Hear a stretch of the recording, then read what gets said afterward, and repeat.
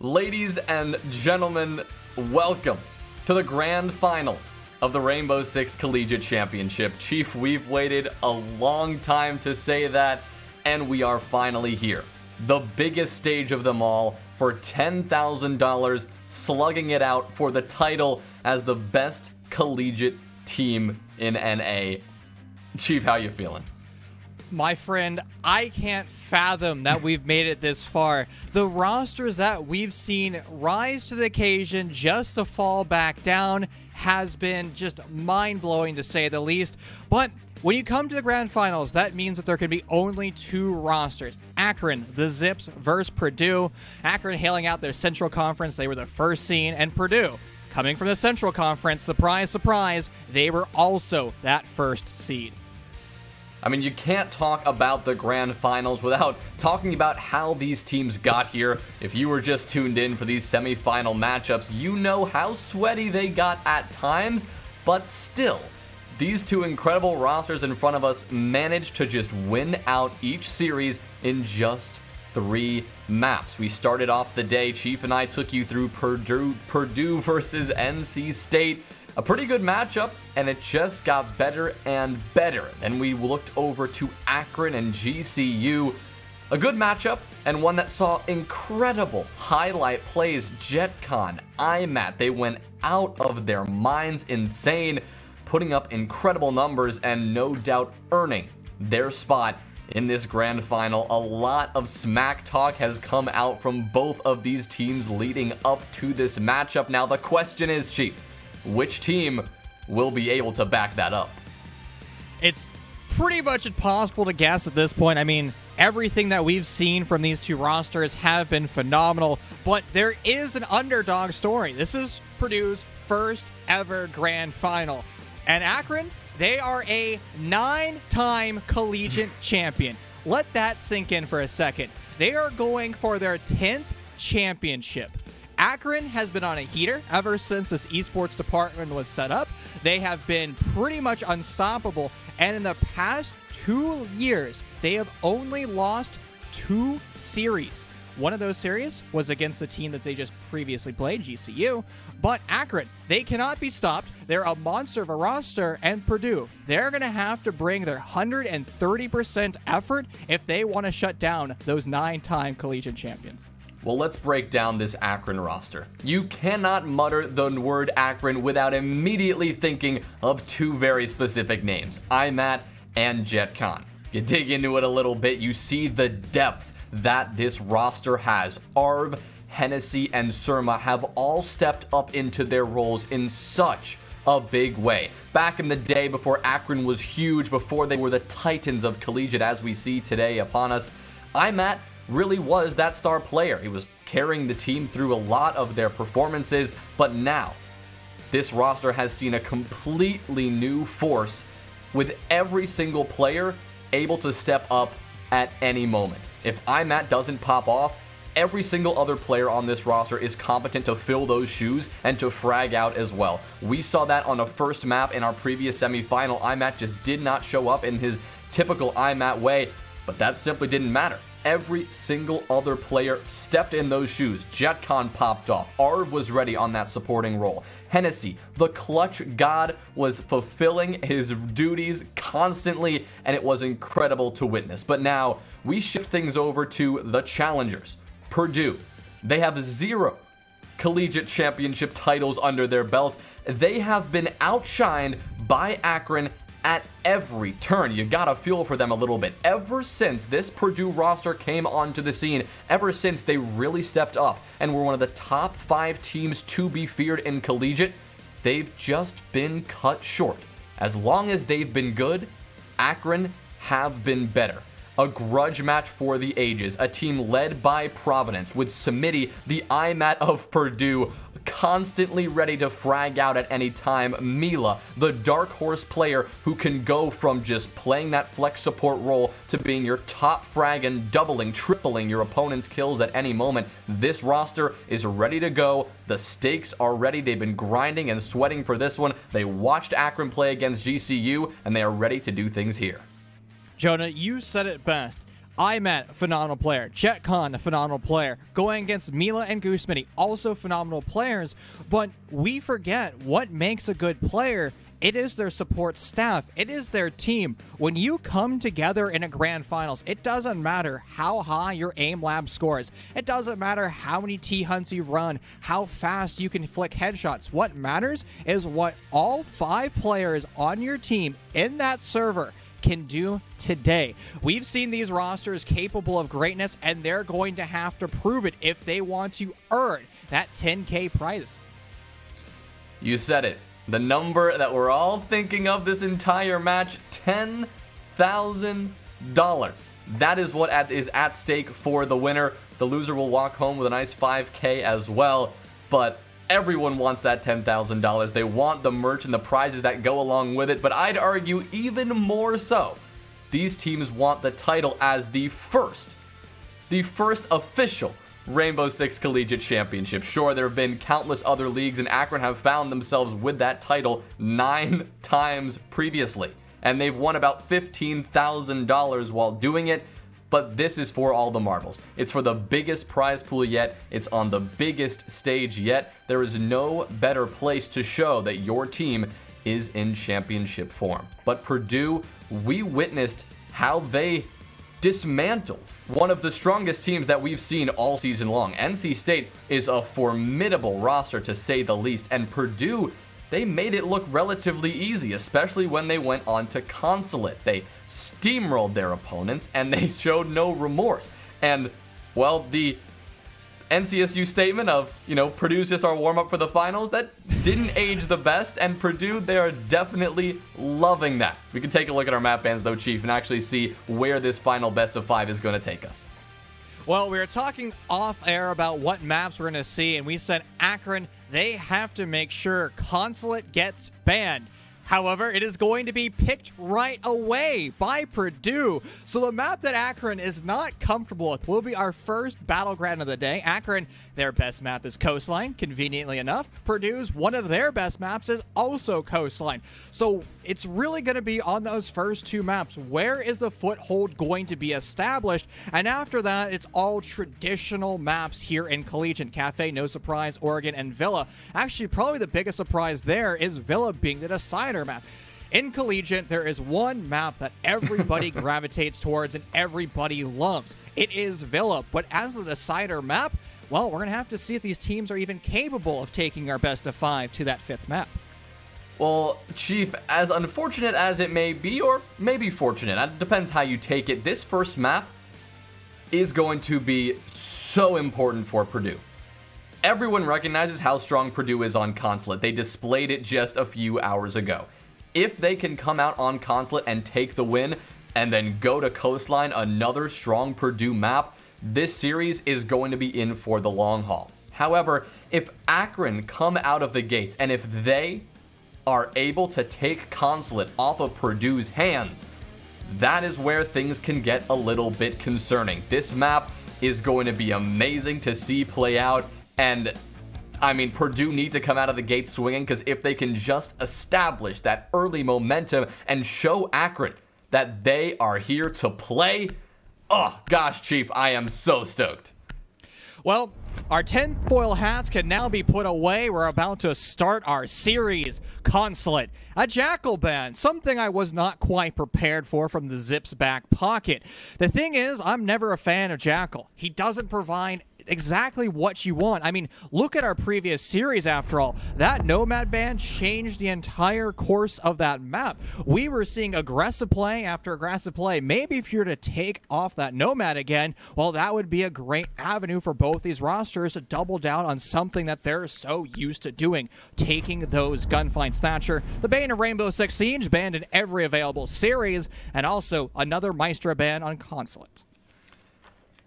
The Maestro will not be a factor, and like you said, nor will the Jackal or the Thatcher, but there are 2 alarming operators. Well, now just the one, as Valkyrie is taken off the board. It is the Nomad that is still up and available. Now, as a defensive team, having a Nomad in play is often terrifying, Because your one defense against the window repel simulator, especially when you work your way to that press room bomb site and that top floor bomb site of meeting and console office, those windows are so damn powerful for these attackers. And with that Nomad in play, if Purdue choose to bring that out, that can shut down any and all runouts that Akron want to employ, something that is often required to shut down these attacks. We are going to have the 6th pick from the 0 over to the Nomad. Mila will be taking up that role. Now, that 6th pick is very curious because we saw 0 be played a lot in our first semifinal of the day. And while 0 can act as a flank watch, it's a passive flank watch. That means you have to be active on your camera, flipping through those drones to make sure the stairwells aren't being occupied by a defender. Why it's not active is the fact that those air jabs are always going to be on, excluding the fact that, there could be a mute jammer on the other side, turning that off, coming from the newest patch that we saw at the start of the season. But most of the time, those air jabs are going to be fully functional unless they're getting shot. That means you can think pretty safely about your decision. Let's say you're participating in upside down repel simulator. Well, you know that your back is watched. Maybe the 0 would be enough to stop all those aggression plays. We're not going to see that as of now. A traditional style of attack slowly coming out from Purdue, exactly what they showed earlier today. Clearing from the east, moving that drone economy as well as their troops towards the west, but they're going to have to deal with IMAT, who's going to decide to play this aggressively. IMAT, the most talented roamer in Collegiate, at least many would argue, taking up the role of the Malusi and just playing here out in what we call coffin or front office, just holding down this admin-sided take. Now, Purdue needs to be careful here because IMAT is definitely looking to get aggressive, but eventually taking the wise decision to fall on back to the bomb site. But the one aspect of this defense that we have not seen so far tonight is a heavy bathroom hold. B1, the bathroom on that first floor, is often the crux point of any attack or defense on this objective. We see the hatch reinforced, which is a bit unusual, which means Arv is going to defend and likely die in this position. And it also means that this position is actually not all that useful. The only one thing it's going to give you is a lot of piano denial. All the vertical play that Purdue are looking to mount, well, the goal of Akron is going to be to shut that down and at least put enough intimidating pressure in the bathroom itself to shut down all that aggressiveness and all that vertical play that is soon to get underway here. But Purdue, they've got the top floor map control and they're working their way in from the outside now in an attempt to take first floor control. But the time's still ticking away, still going through their due diligence here. But Smitty, yeah, that's not the due diligence right there. IMAT playing aggressively on the yellow stairs, opening up this grand final with a nice kill. And one of your primary entries removed off the board. Another operator that's great at setting up that vertical play. Now, fortunately for you, you still have that sledgehammer of Providence who can swing away. But Purdue, they're stuck in the ruts right now. They need to find these Kaid claws. Now Mila will open things up, getting that refrag outside the window, but still good enough to deliver them to equal man count. And they found Arv isolated over in the big bathroom, holding down the fort for as long as possible. Mila, on the other hand, is going to find the double kill in this round. Arv is going to get far too aggressive, jack-in-a-boxing himself, removing his forehead, and now it's all in the zips. They have 2 of their lineup left alive and active, and they're going to have to hold for the remaining 30 seconds. It's going to be Surma trying to get aggressive. He doesn't know exactly where this push is coming from, but he has a good understanding. It's mostly going to come from the north. Mila on the fryer. Make it burnt chicken. It's an incredible 4K to start things off for Purdue. Well, what a way to kick things off. Nice shot there from Mila onto JetCon the second. They're rounding it out onto pipes and just good start. A strong start from Purdue. Now, I am a little bit confused about the Akron hold there. Not something I've often said, but the bathroom hold that I was emphasizing, it actually was structured in such a way that it didn't do much of anything. Because the walls into piano were all reinforced. The hatch was closed off, so he couldn't rotate away. The one option there, I suppose, was using that C4, throwing it over the reinforcements into piano from there. But that is a pretty niche attempt or to hold down piano. It's a lot more advantageous to generally just put someone in there and keep the hatch open to allow yourself to drop down and rotate away when you're pressured out. Even with all that utility, it's always good to have a backup plan, somewhere to escape if all that utility is eventually burned out, and that's not what we saw. Instead, we saw multiple kills happen on that first floor, the player in the bathroom included. So definitely an interesting setup from Akron, one that it seemed that they put a lot of thought into, but I think it's just missing a little bit of the purpose behind it. They've got the idea there, but the execution just wasn't quite perfect. And Purdue, being the strong attacking team that they're going to take advantage of that, swiftly taking control and collecting a couple of those kills as they were presented to them. Well, it's going to be a change-up altogether in round 2. We're going to be going to the split bomb site. And I love talking about Nitrocell bonanzas, but a 5-roster Nitrocell, that might actually be a first for me. We talk about the best ways of holding a split. It is going to be with those explosive devices. You couple it with information, whether or not it's a Melusi, whether or not it's a mirror window, even a Goyo shield opening up, but most likely it's going to fall in the back pocket of Surma on that pulse cardiac sensor with the built-in wall hacks. He will have as much information that he possibly could, probably more information than he can communicate with his roster, and you also couple that with a good setup. I was critical of Purdue, actually, when we were here back in the semifinals for not setting up their split bomb site effectively enough, not with enough murder holes to send those Nitrocells sky high and bypass the tables altogether. Now, Matt will bypass the nets temporarily at Purdue, but he gets far too aggressive and he's going to fall early on. One of the 5 Nitrocells being released for free. A bomb has been located. Chief, both of these teams are extremely aggressive, and IMAT was displaying that aggression once again in this round. But you know what that means? It means both of these teams can probably read each other's minds to a certain extent. They know how frag-hungry players think. They know where they play, they know how they play, and they know exactly what to do to shut that down. Surma, the C4 is going to neutralize the man advantage, that one onto the feet of Hangman, sending him sky high and returning the advantage to nil.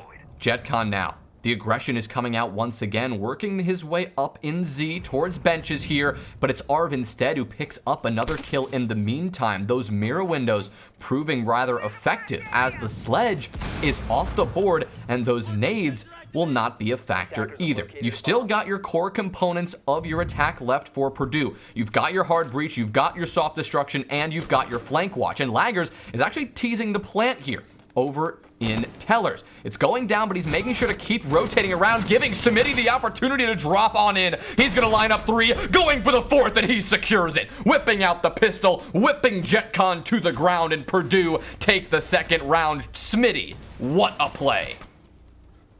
That was a quad kill on screen. We talk about in Siege that on-screen 4Ks or transfer kills, they just don't happen. A 4K transfer? Beyond incredible. I mean, we said that Goose Smitty is capable of going nuts. Boy, did we undersell his capabilities. And that was a phenomenal play by Purdue. They understood that they were in a dangerous game of poker. They had no option other than getting that bomb down. Now, you can try to, well, bluff your way at planting the bomb, dodging and weaving Nitrocells, but that's incredibly dangerous. That's literally life and death. What do? Well, when you start to get aggressive and you take gunfights, you can guarantee that the majority of the zips, well, they're going to be looking towards the ceiling, trying to confirm those kills with those Nitrocells. So a great read, identifying the hole and basically nuking it, opening up more wide than the zips would ever have liked to happen. A good read by Purdue, but something that might be concerning, the first 2 round wins have been off 4Ks.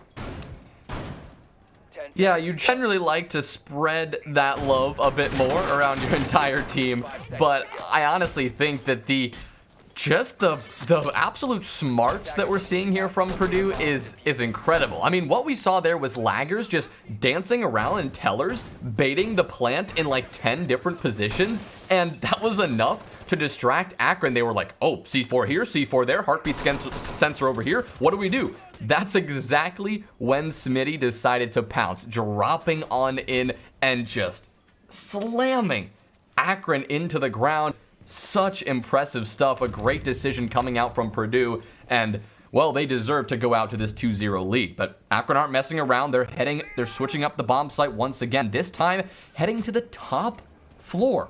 Pulling out meeting and console office here, the one that, Chief, we've talked about. This one can have some seriously mixed results. So far, Akron have chosen to avoid lobby and piano.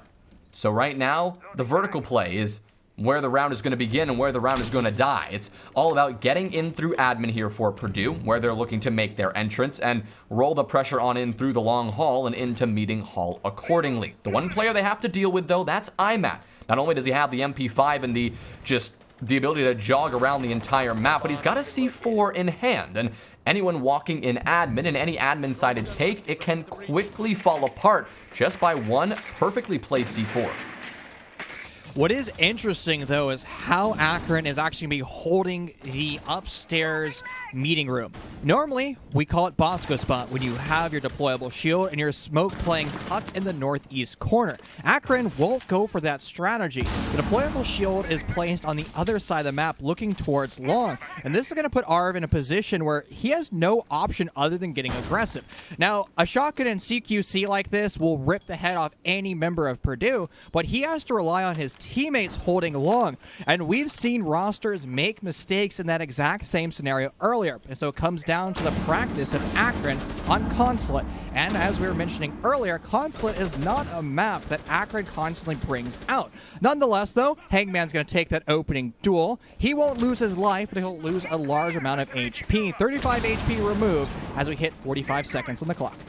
Well, Purdue now getting aggressive. Providence walking on into meeting, takes the head of Arv. That's going to be one kill, but IMAT got one just prior. That one on to Smitty. Here comes Providence now on the swing, getting another, but Hennessy is there again on the trade.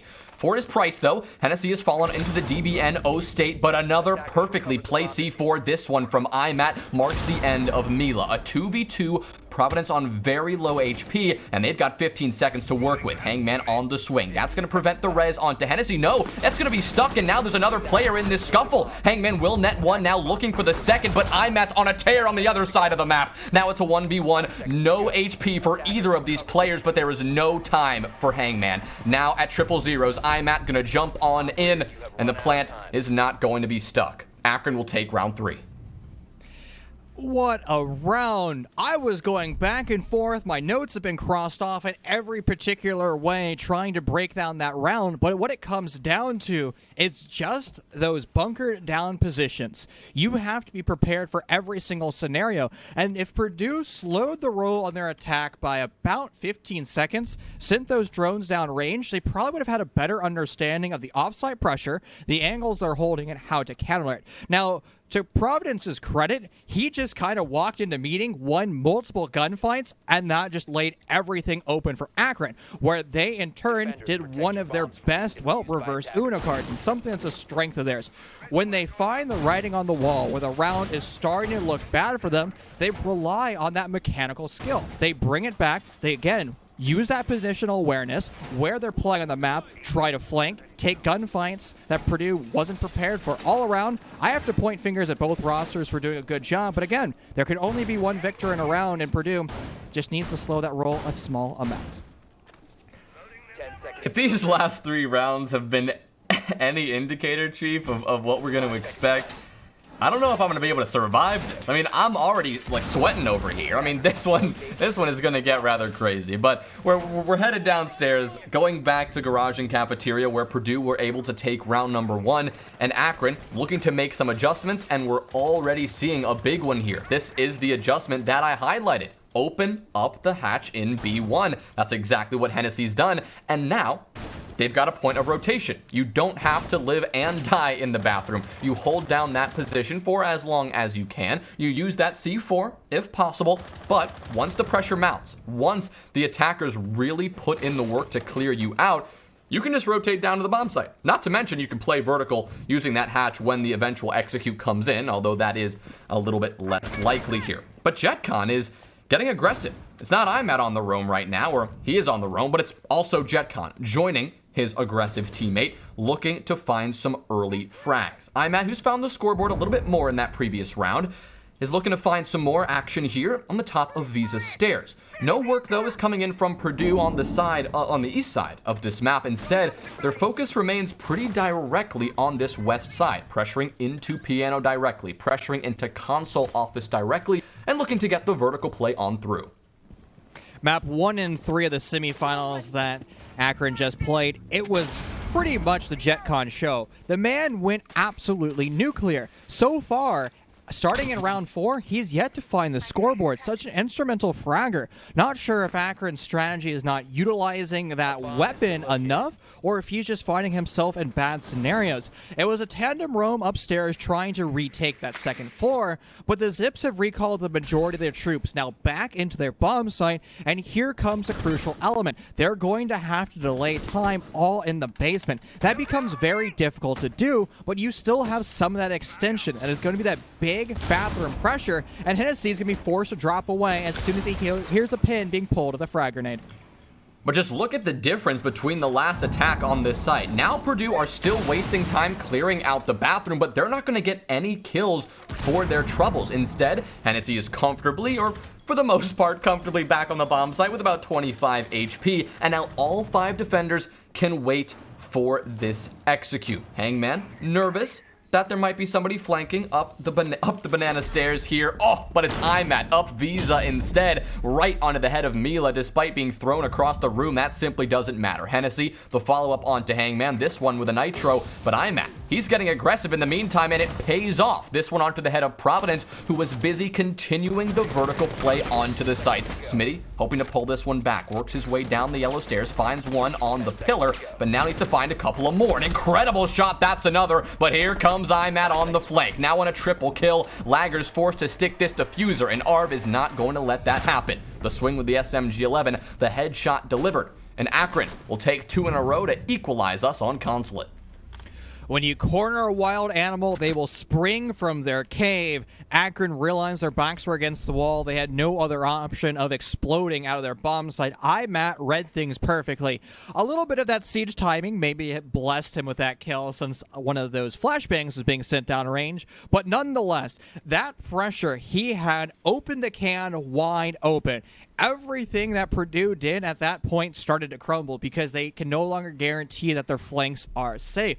And that comes down to Purdue's time management. They spent a lot of time on that second floor clearing it out, and it was almost like their drones was rolling through CEO, and then their attackers on those primary entry rolls came 10, 15 seconds later. The problem with that style of execute is if a drone calls a part of the map clear or they call it occupied, the primary entry won't be able to capitalize on that information. That's why it's so crucial. When you're an entry, you're within maybe 3 to 4 meters of that drone or within 1 second of that call. So if you say, hey, there's a defender playing in this corner, that entry can spring into action and take that gunfight. Now, it's not guaranteed if they win it, but at least you have information going into that gunfight, and that's always the key aspect when you're an attacker.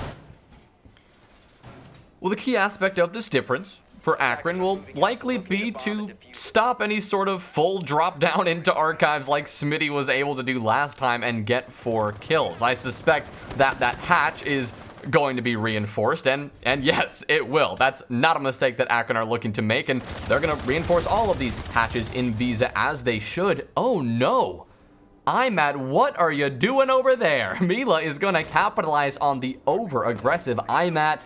That aggression, it can be hit or miss. Generally, it's been hit so far for Imat, who's already found 7 kills, only 4 rounds in. But this time around, it is not going to work out whatsoever. JetCon is on the Goyo, and on the roaming Goyo at that, which is interesting twofold. One, because you don't often see a Goyo on this bomb site. Generally, that pick is reserved for a castle instead, which can be more helpful in locking down that basement site and preventing the attackers from getting aggressive and dismantling the vertical play that you're looking to institute. Secondly, it's a Goyo. You don't roam all that often. Sure, the Vector is a formidable weapon, but on this bomb site, more than any, you want to use that C4 to play vertical. They've got 4 C4s, though. I think they had 5 C4s in this lineup. I'm obviously not in this round anymore, but would have had a C4. So clearly the intent of Akron is pretty evident. They're just going to be looking to sit down in archives and C4 just the entire ceiling above them. But to get to that point, or at least for Purdue to get to that execute point, they still need to take map control. 90 seconds have already passed, and very little can be said for their progress. Now, they do have control of admin. They have control of those vertical angles. And if you are a cunning attacker, let's say you brought out a buck, for example, you can actually Swiss cheese a lot of that basement ceiling and directly challenge those defenders. Because, again, the idea behind the defender's defense is to be holding your nitrocell at hand. As soon as your pole says, hey, there's a guy here, do you want to go blow him up? You grip it, you rip it, and you send it. Now, we're not going to see that from Purdue. They're still just kind of dotting their I's, crossing their T's. JetCon is going to do his best IMAT impression. He's going to find the scoreboard, and he's going to get that refrag well outside the window. A frag grenade is going to answer one of the nitro cells, and it's just pandemonium on the bomb site. But Lager's going to continue to put this bomb down. There's no nitro cell coverage whatsoever, and it seems like the Zips are unprepared for this. And indeed, they are. Now a post plant with a man disadvantage for Akron. Mila lining up now a double kill. That's going to give Purdue an extra edge here. And now it's a 2-on-4, 2 vectors against the world. JetCon looks for the first, but can't quite control that vector. And Mila will be credited with the third of the round. Arv with one answer, now a second. Nice shot there onto Laggers, but needs to find 2 more. IMAT abandoning his team in his time of need. No calls coming out from him. Instead, it's going to be Arv looking to get this one going. Going for the diffuser, but no, it's Providence on the coverage from above. And Purdue take round number 5. Well, that was one of those rounds where you put all of your defenders literally in one room and they just find themselves slaughtered. Again, the same philosophy that we had in the basement. What made it successful, at least the basement for the Zips, was their ability to explode out. But when you have basically 4 of your defenders looking at the ceiling with the nitro cell, I mean, you have no area coverage. You're just starting to fish for kills that aren't there. You need to be active and dynamic with these roams. And on some of these bomb sites, a team like Akron, who has designed their entire philosophy to be aggressive, are surprisingly passive. Yeah, that's pretty fair to say, honestly. I think they've definitely played a little bit more withdrawn, or maybe 4 of them have. IMAT, the same cannot be said for IMAT, who's been going for spawn peaks and going for these crazy plays so much, and maybe his computer didn't like that, kicking him out of the lobby. He'll be back in just a moment, and we're going to have this brief rehost, Chief. But I mean, what we've seen so far has been incredible from both teams. It really has been not necessarily the 20-second meta, because at least Purdue isn't waiting until the last moment to push. But when they do push, it really does feel like that crazy last-second meta, because there are just so many trades going on. The scoreboard just lights up, and when the dust finally settles, you can get an idea of who's emerging victorious in the round. In that previous round with the split site in play, Akron, they were playing it pretty well. They set it up as you would normally expect to see. The one aspect that they were missing was the denial of the plant. They still had a C4 in hand, but it was in the hands of JetCon, who was the roaming Goyo across the map.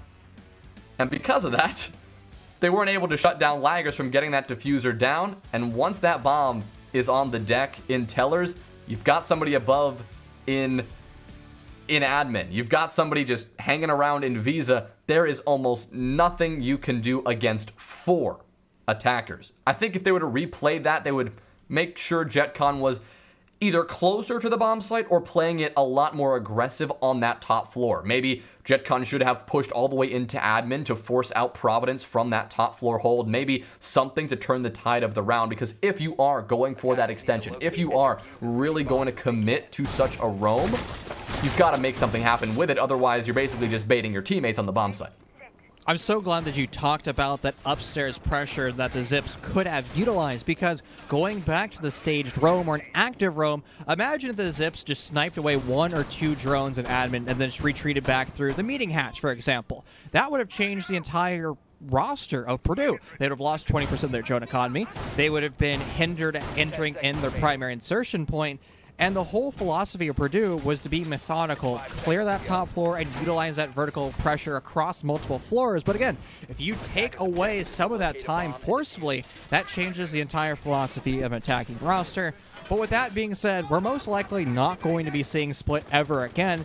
assuming that we don't see an overtime. It's going to be upstairs and CEO for the final split of defense for the Zips. And what are they going to have in store?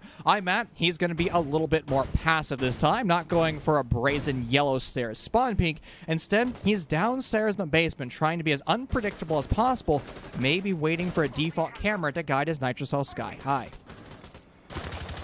Often we do see a pulse in this situation, pretty much playing exactly where IMAT is, or on the other side in lobby and playing in that closet. It's a perfect way to get all that information, figuring out how far the attackers have pushed on up, and no doubt IMAT could have used a pulse in that situation. He did not get that Nitro Cell, and that could be considered a pretty big waste of utility, especially when you only have one more Nitro Cell on the board. And when denying that meeting hall push, it can really come down to just that one piece of utility. I mean, just look how antsy IMAT is. He really wants to find these kills. I mean, I can't blame him, given that Purdue are just nasty with these last-second executes, but you're leaving your team on the site kind of out to dry here. And you've got to be careful when you're aggressive like this, because if Purdue see that the site is maybe understaffed or there's nobody covering the cross into meeting room and they just have to power force out Arv here, they could very well just pounce.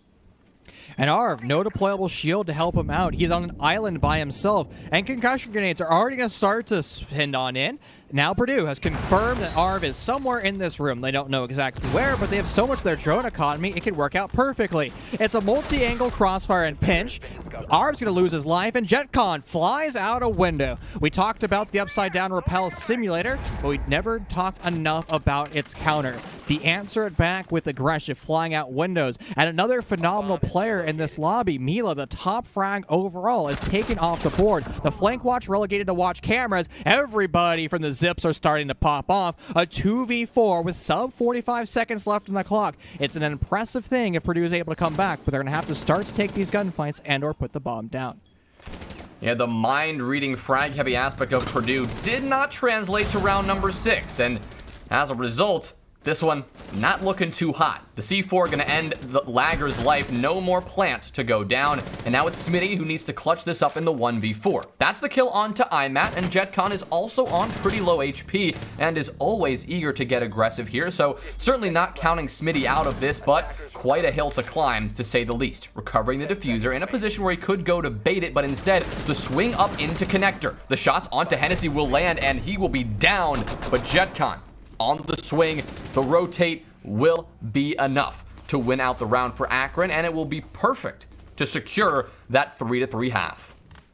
Yep, we want to see splits like that on Consulate. It's a perfect position to be in when you move over to your attacking stint, because this map has been incredibly defender-sided, it has been neutral before, and it really just depends on what soup you're making with Consulate today. And just looking at how these rosters are stacking up, after all, it is a grand final, I'm expecting to see pretty much the exact same storyline pan out. Now, it is going to be a split defense, starting things off, bringing out that tertiary bomb site, and we're going to have to see what the Zips are capable of doing today. How are they going to elect to take this bomb site? Is it going to be something what Purdue was doing, taking that upstairs admin, clearing and utilizing multiple angles, multiple floors to pressure the defense? Or is it going to be maybe a more linear take, where you execute through the basement and directly take the gunfight to those Nitrocell wielders? It's really going to put a lot of pressure on IMAT and JetCon to start to win these gunfights, but they are always the ones getting those big flashy kills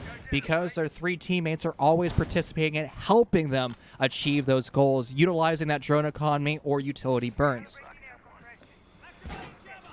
Well, we are seeing quite a utility-focused Purdue defense.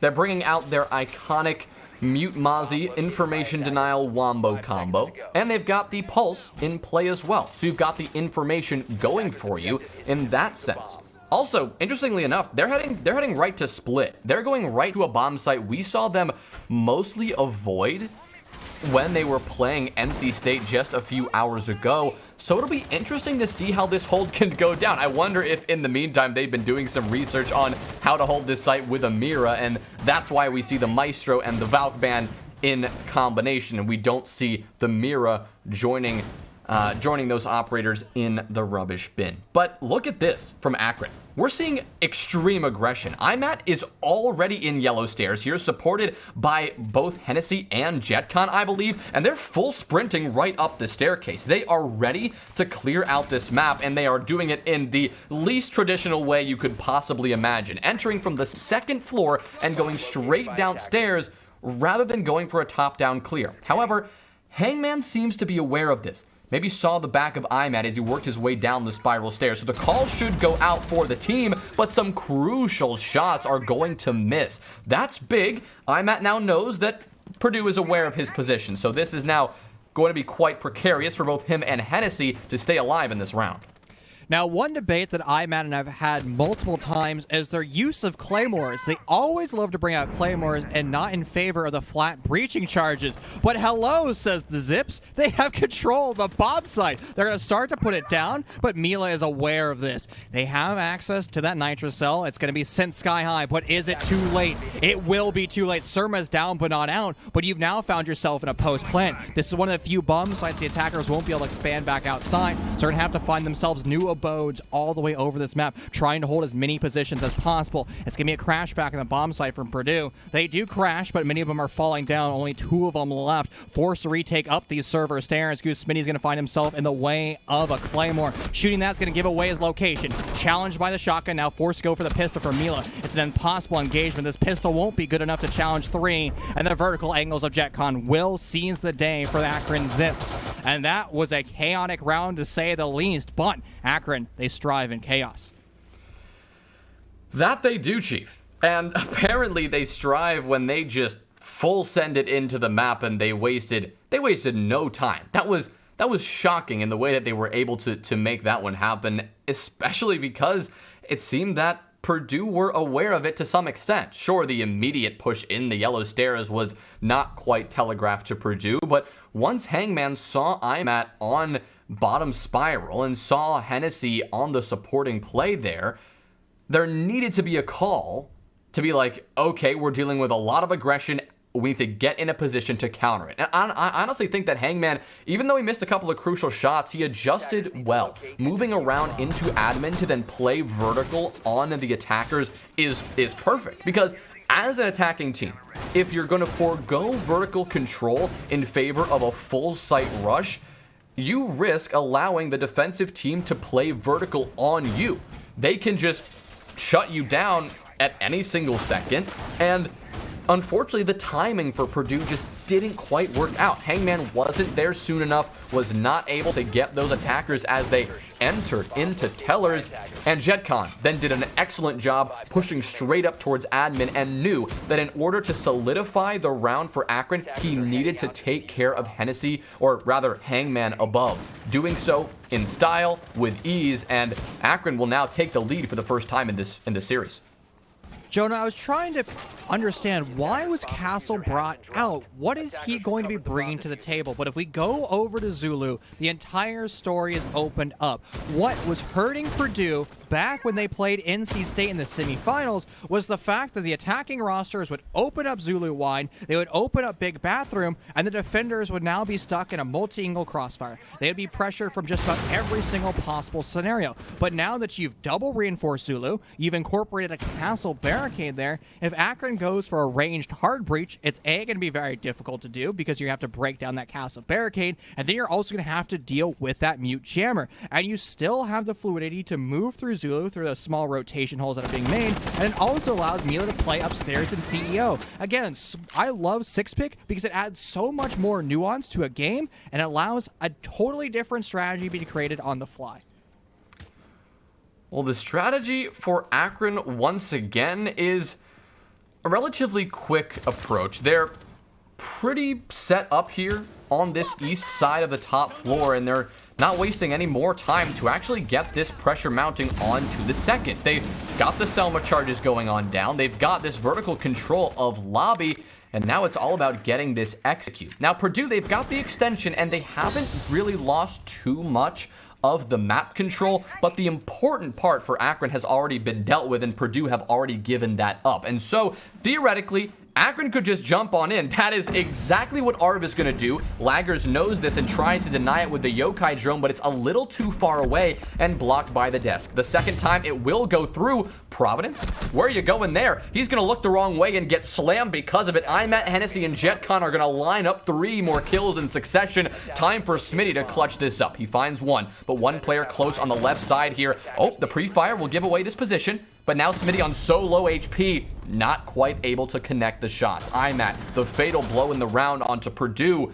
and Akron will take 2 attacks in a row. The full rush strat certainly isn't a all-out 150% Ying Candela's assisted rush, but it is very aggressive attacking play from Akron, and it's caused Purdue to be on the back foot. And I would call that calculated levels of aggression, because Akron knew the exact scenario and what they were dealing with. They realized that they could lock off Antichamber because the deployable shield wasn't applying enough coverage to the defenders to challenge outside that long angle. Akron also knew that they can hang out upstairs by that hatch, challenging any possible swing. Again, whether or not it's from Anti, that's a crossfire. Whether or not it's coming out from the grass side map, another one of these crossfires. So sure, that was a swift execute. It was aggressive, and one of these, not a full rush, but again, a calculated aggressive play, and that is the style of play that Akron wants to bring out. It's understanding their opponents, it is breaking down their defense, and knowing when to execute. Those are the steps to a good IGL, reading your opponent and breaking it down on the fly. 10 seconds remaining. Now, Chief, the difficulty of a comp setting like this is that there's a certain amount of respect that both teams generally allot towards one another. Think about ranked, for example. If you were to employ this kind of setup in ranked, what do you think would happen? I mean, it wouldn't matter. The attacking team would completely ignore it. They'd walk right into the bomb site, they just gun you down, and all that work you put in to coming up with a legit strategy is going to be for nothing. You'd have wasted your utility and you would have wasted your time. And while we are certainly not seeing the full ranked breakdown, we're not seeing like just Imat in the bomb site at the get-go, but we're seeing a derivative of that. It seems that Akron, they've found a successful formula of all-out aggression, of ignoring certain components of a defense, and for Purdue, they haven't been able to make that adjustment, at least for now. They're putting out these same setups, these same extensions, hoping that Akron will eventually respect this hold and will eventually respect those lone anchors on the bomb site enough so that they'll be forced to go through that full clear. But right now, it remains to be seen if that's going to happen here in round number 9. You do have another vertical extension, Hangman, supporting Providence, who is now surrounded by a sea of orange outlines here, working their way up in long haul. And oh no, with the loss of Hangman, that means Providence is likely no more. Oh, doesn't seem to matter. Providence with the SMG-11, he swings as well, right back onto JetCon, shutting down the Zofia. Where was that coordinated execute from Akron? Why weren't they double challenging Projector? That would have guaranteed them the refrag. They would have had the man advantage, and Providence has returned back to his hidey hole. He's going to be sitting back and relaxing. He's spent all of his toxic babe, so he's basically a dead man on an island, but he can still take these gunfights. All of his ADSs, mute jammers, deployable shields are alive and active, and Matt is just hanging out waiting for the cutoff and just hoping that he rotates the hatch. That seems like an aggressive play and putting a lot of emphasis on one scenario. Nonetheless, though, Akron Zips are going to be doing another one of their just YOLO it down his stairwell and push into the bomb site. Arv is in. He's going to start the plant. Hennessy has the coverage, and the off-site pressure from Purdue is going to be forced to crash back. Mila is going to be that first point of engagement, finishing off of Arv, but that plant is down. A 2v2, now made a 2v1. This is an incredibly winnable round. Surmer on that vertical angle, he has to wait and be patient. He can't directly cover that diffuser. He knows this too well, so he's going to have to drop. As soon as he does that, that is going to make a large amount of audio cues. Not pushing together, though. Purdue is now 1v1. 22 seconds. Mila's going to go for the diffuse. The pings are out, and the round will be saved by Surma. Akron, with another incredible read, will deliver themselves the match point. Oh my, that was a back and forth round to say the least. Akron, they just found themselves in the middle of the objective. They found themselves getting that bomb down, but all of a sudden it was looking up for Purdue. You had Smitty just mowing people down as the Frost, and you had what looked like a winnable situation. But unfortunately, that was the first time we've definitely seen a Purdue misplay. In that situation, they had ample time to try to go for the vertical clear and try to force out Surma directly by going upstairs, forcing him out, just double swinging and outgunning him. The one problem, though, they just didn't know where he was. That was evident by Smitty walking right on into his grave because they just had no idea where Surma was positioned. Surma never had to go on the bomb site to actually execute, just a part of that top-down clear who remained on that second floor, or that first floor technically, before the bomb actually hit the deck. So, I mean, an incredible job there from Akron again, but that right there, it was a 2v1, should have been Purdue's round, I'd argue. They just didn't quite get that decisive decision-making in time. The little bit of indecision, putting one player on the diffuser and one player rotating back slowly to support them, that's where things went a little bit wrong. They didn't even have to go for the top-down clear. One person could have just sat in front of the player on the defuse, covered them while the defuse was actually going down. Unfortunately, Surma, excellent job though. Definitely an excellent job from Surma to drop down at the right time and find those last 2 kills in that clutch. You know, I'm known for going on a bunch of rants, but I actually was uh-oh. No, Akron, don't do it. Uh-oh, it's a rush, ladies and gentlemen. It's coming from the east. It's a full server sin, but members of Akron Zips are falling one by one. Surma's down but not out, and it seems like Purdue was somewhat prepared. Surma's in a position to be res, but every member of Purdue is fully alerted that there is chaos on the other side of their bomb site. It has been a full stall for the Akron Zips, and what are they going to do? Their entire lineup is isolated over in the east basement. There's nowhere for them to go, and it's basically one dangerous, fatal funnel. They're going to have to push out of it, and wow, what a read by IMAT to make. I'm honestly not surprised to see it. That's kind of the exact thing we'd expected of Akron, but the read sadly hasn't worked out well, but to the Akron's credit, they are doing a good job of getting these refrags. Yeah, it looked like Mila was stuck in the paper closet there and somehow got a kill, but eventually was felled. Arv, ooh, this one onto Hangman, that's big.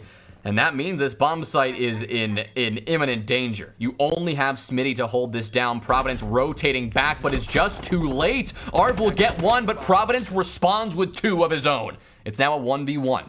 IGL on IGL.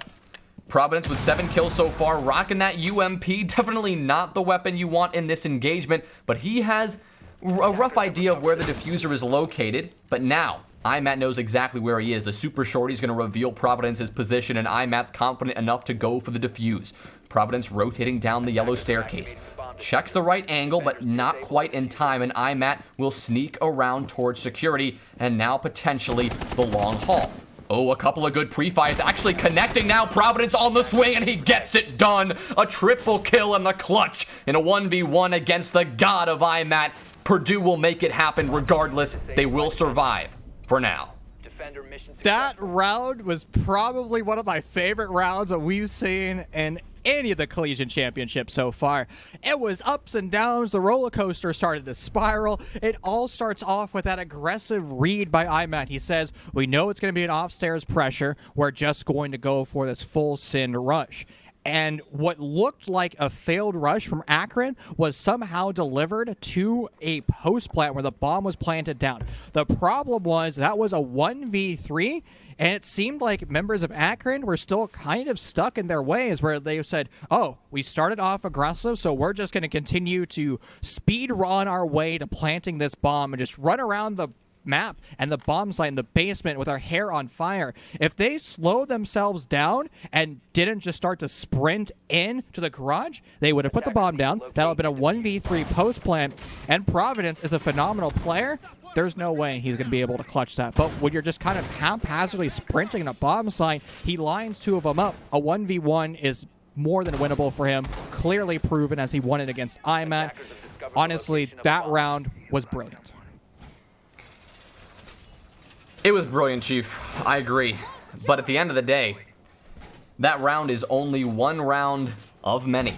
And Purdue still need 2 more rounds in a row, unanswered, in order to send map 1 to overtime. Their map, their home territory of Consulate. They're electing to do so in piano and lobby, employing a little bit of this vertical extension as well, but definitely not quite as heavy as we've seen before. We don't see a deployable shield in Bosco spot, nor do we see a smoke at all in this lobby. Instead, it is a combination of the frost coming out from Smitty and the echo coming out from laggers. We've seen a lot of frost tonight, a shocking amount of frost, but it's great to see that these teams are finding a good bit of success with it. Always fun to see more unusual operators introduced into the pool. But what is also fun to see are these all-out rush attempts, and we're already seeing early aggression, certainly not an all-out rush, but early aggression from Akron here. Smitty is the single line of defense and a well-placed shot onto the head of Imat, who's just quick peeking back and forth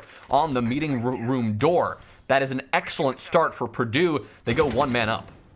Doc ACOG, who? Give me that Frost 1.5 times sight any day, any deployable shield, and this is just that strategy of Purdue, working out well, but you can't be too complacent. JetCon is alive and well. He gets that refrag, and now he's going to be on the hunt for the Frost, spotting the head, but the hot drop will come through. Goose Smitty will be alive for another day. The top floor fully relinquished, though, and the Akron Zips can start their vertical play. They can start to remove out all of these isolated positions, but do they have enough time? 90 seconds is most likely enough, and the last time we were here, Akron went for a very aggressive execute, utilizing those smoke grenades off a good read. Well, Surma, he's in the process of identifying exactly what kind of utility and manpower they have to deal with in this main lobby site. He's slowly realizing that there is none, and Hennessy is realizing that as well. Pressuring from Spiral, looking for that same position. This time the plant's already going down from Arv, who just dropped down from above. Mila finds one in the meantime. What a flick from Providence, missing about 800 shots, but the 900 shot will eventually connect. Arv again tempting the plant, but there's an echo drone in play. No way that plant's gonna go down. Surma is drunk as well, and Providence is now on a tear. A double kill for the mute, and now he's looking for more. Arv in a 1v4. Has a diffuser in hand, could tempt to get it down, but he's literally caught in the middle of all of these objectives. Pushes into the antechamber door, and Smitty will shut him right down. Purdue will hang on for just another round. I was critical of Purdue falling in this exact same trap, and now it's Akron's turn to make that mistake. They want to go for a fast execute. There is nothing wrong with that. But when you have 90 seconds on the clock, why not use the extra even 30 seconds to get a better understanding of where the defense is, so that way when the execute comes down and your planter is being pressured, you can have a plan already in your head because you know where they are. But when they're just aggressively swinging you from positions that you weren't quite prepared for, it comes down to reaction and gun skill. I'd rather have you have information first and then rely on that gun skill. And credit to Purdue. They were on match point. Now they've delivered us to round 12. This is a very winnable series for Purdue, at least here in map 1. If they take us into overtime, that was a great 3-round streak by them, but they have to be successful on split, and we have seen Akron win this before off, well, kind of the same style of miraculous play. It was the very first Purdue defensive round, in fact. They went straight for split, and Akron went straight for the punishing blow. We saw them full rush in from that main lobby, from yellow stairs. They took immediate control. They wasted no time at all. And I'm wondering if we're going to see that strategy again, given that it's really coming down to the wire here, and no doubt Akron are not interested in taking this one to overtime on Purdue's arguably strongest map in the pool here. Purdue now, they also have the awareness that Akron have brought out this aggressive play time and time again. And on this bomb site as well, they should be prepared to counter that. Already, we're seeing Imat and Hennessy group up with JetCon, so a fragging trio that is quite dangerous if you're Purdue in this case. But so far, they haven't entered the building or done anything quite aggressive. You have the Mira in play again. That's another element that Purdue are likely bringing out to delay any sort of push. That Mira window is going to be deployed on that top floor, holding down admin, and I expect the other one will be downstairs in archives to hold out any aggressive push as well. Can't quite tell where it is, but at the end of the day, it's really all about that top floor extension and exactly how they are going to be able to hold this down. You have the Mila in play to bring you your, as you call it, Chief, those pseudo wall hacks that you can use as well. And that's exactly what you need on this bomb site. The question is, will Akron be able to avoid it by just pushing their way in and circumventing the entire thing? Well, they have to enter the bomb site, or the map, to start things off. Surma will take one step in and immediately die. Now the diffuser is surrendered over by Circle Desk. And what a start to the round by Akron. They spent 60 seconds droning things out, and all of a sudden they decide, you know what, we're not going to push from anywhere that we drone. And is this going to be another rush? Have they decided that we don't want to clear the map at all? We're just going to send it in through tellers. And I was going to say, I like how Purdue has changed up their defense. It was a small change. They opened up that meeting room hatch. It delivered themselves a kill, a great read, and now it's Akron's turn to make an equally good read. The counter strategy in the mind games between that pulse and the IQ, a battle as old as time, and still going to deliver some kills at the free information game. Purdue starting to find the scoreboard one by one. Akron zips are falling now 1v5 on the back pocket of Hennessy. He's taking damage, forced to go for the pistol of Hangman, but Hangman won't be able to line up any more shots. Hennessy knows he's being pressured from the hatch. The diffuser once again being surrendered in the tellers, and there's nowhere for Hennessy to go other than retreating back outside and trying to hope that his nade finds something.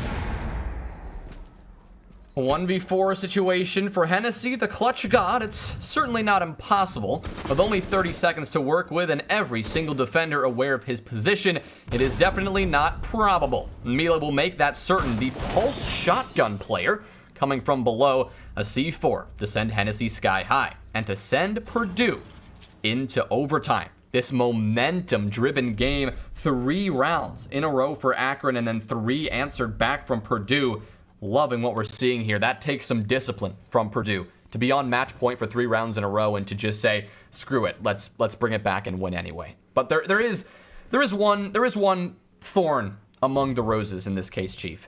For Akron at least, right? We've seen how aggressive they are. We've seen their gun skill. We've seen their brains at work. But what we haven't seen are a lot of methodical, disciplined, even default clears on the attacking half. Consider all of the attacking rounds they found. It was the first 3, and it was 3 very aggressive rounds. They didn't go through their due diligence. They didn't run through your normal checklist, and this is one of the points that we kind of brought up a little bit earlier, Chief, that both of these rosters are probably the most frag-heavy rosters in Collegiate. But with so much focus on that aim and on their gun skill, they may be put a little bit less focus or less practice than is needed into those critical elements of your strategy and your strict approach in how you want to get into a bomb site, into a map. All of those things, they certainly are there at a very high level, but they haven't quite gotten up to the highest of levels out there. I mean, if Akron was as smart as they are quick and as their aim lab scores are high, they would be a pro league team. I mean, it really feels like that. Of course, there are a lot of other things that go into that, but they just need to work out a couple of these kinks, and they can really step ahead. Purdue, they've won these last 3 rounds not because they can aim better, because they're outplaying Akron. They are outsmarting Akron, and if they continue that, and if Akron can't make some adjustments, things are looking really good for Purdue. And let's go back to round 12. It was so much indecision. It seems like when Akron, they find the opening, they take it, but sometimes doors close. What do you do in that sense? Well, you make yourself a new door. That door was never made in round 12, and right now another door is going to be closing for Akron, as JetCon not necessarily following up the drone as well as she should have been, losing his life, and Surma will follow suit as well. Everybody from Akron is just vaulting in and dying, just like like that, Hennessy, the clutch god, as you called him earlier, stuck in a 1v5. There's hardly anywhere to go. He's in a gunfight right now. He gets one in his credit. Good on him, but he's still going to have to find 4 more. But every member of Purdue is just dry peeking straight into him. Hennessy has one lurking the other side of the circle. When he looks in the wrong direction, Hangman will be credited with that final kill. And Purdue now put themselves in the victory lane as they're on match point against Akron Zips. What a comeback. What a comeback from Purdue. It has been an incredible 4 rounds in a row, and 4 rounds that Akron have looked lost on. I mean, that's not something that is easy to do. You don't make Akron look like they can't handle an attack by just running through your default approach. That takes a lot of work, and Purdue are showing that they've put that in. They really are taking this 1 round at a time, and that approach has given them the lead and given them match point.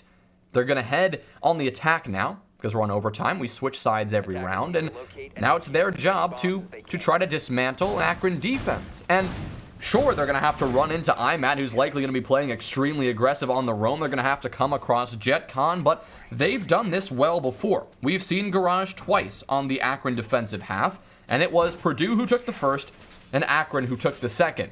No doubt Purdue are looking to make the former happen now.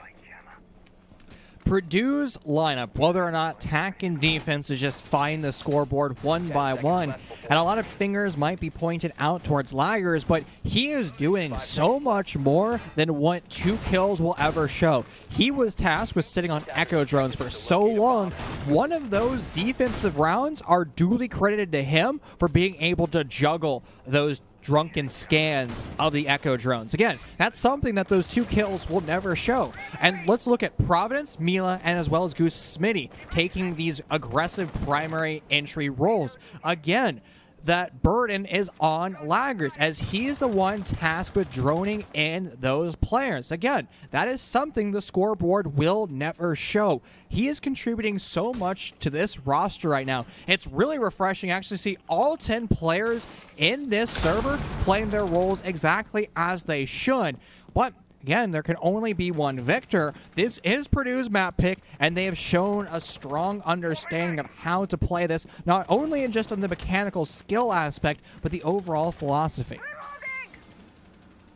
Well, they'll continue the same philosophy of their successful round. They've got the bathroom hold, they've got the hatch opened up, and they're ready to contest this push, this attacking push, at its infancy here. IMAT has fallen back, at least for now, as has JetCon. Arv as well, playing aggressive on the top of the spiral stairs from the basement, but is not tempting a swing because you really do not want to lose your smoke so early in this round. Those toxic babes, that's 30 seconds of time waste that are especially critical when holding down a garage execute. We actually haven't seen much of a typical execute on this bomb site yet. It's really just been an absolute frag fest, really on this second floor, this first and second floor. And right now, the storyline is a little bit different here. It seems that Purdue are in this first floor relatively uncontested. Arv is supporting the player who is in bathroom, but has to be wary as the smoke, it's his job to fall off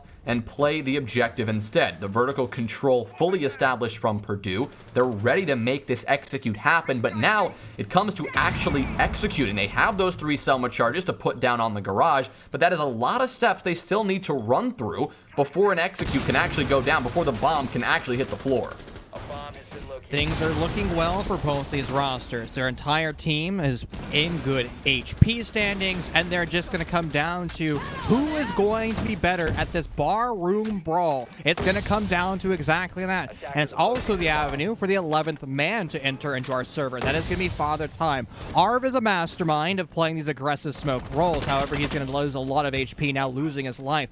There goes a lot of your denial, and it's going to be on Surma to fill in the shoes. Playing aggressive by the white van. It's ill-advised. finds. Goose Smitty now in a 2K. There's only 2 members of the Akron Zips alive. The diffuser's starting to go down, but IMAT and Jet Con are starting to pop off. A bad flank from behind, and things are crumbling once again. Providence, he has the position to gun down IMAT, but he turns his back. It is a post-plant 1v1. IMAT on a triple kill. He has to go for the Quan, but outside in the grapes, it is Laggers on such a deep angle. IMAT is very unlikely to win this, but he knows probably where he is. It's such a common place. There's no hope of successfully defusing this unless he goes for maybe a miraculous long arm. It's going down. Laggers has no position to go. He needs to sprint in, and IMAT single-handedly has saved the day for the Akron Zips. Round 14 is won, and that means round 15, the final round of Consulate, is underway. An incredible showing by the Akron Zips. Oh, I cannot believe that happened. Oh my goodness, it was looking Purdue all the way to seal out the map, but they are going to have to put together another defensive performance in order to earn this map 1 victory. That was back and forth the entire time, but then it was as if, JetCon and IMAT emerge from security and they fry the entire lobby. How does that happen? How are these 2 players just that good? Wow. I'm speechless here because that was an incredible performance from them. They swung out, they found a couple of kills on the unsuspecting Purdue attackers there, and when it came down to IMAT, he just decided, you know what, I'm going to buckle down and I'm going to long arm this thing. He snuck in the corner as best he could. Laggers did not get his feet moving soon enough, and IMAT is happy to take the round, and Akron are definitely counting their lucky stars after that one. It's round 15. It's map number 1. It all comes down to this bomb site. It's going to be this split site as well. We're heading back to archives and tellers to see how this first map is going to conclude. Jonah, how would you articulate a sentence after that? I'm still discombobulated. My 3 brain cells were put into a blender after that. I can't even blink straight after that. The problem now with round 15 is the last time we saw this on the attacking execute for Akron, they were lost. They couldn't even find an insertion point into the map. This needs to be addressed ASAP.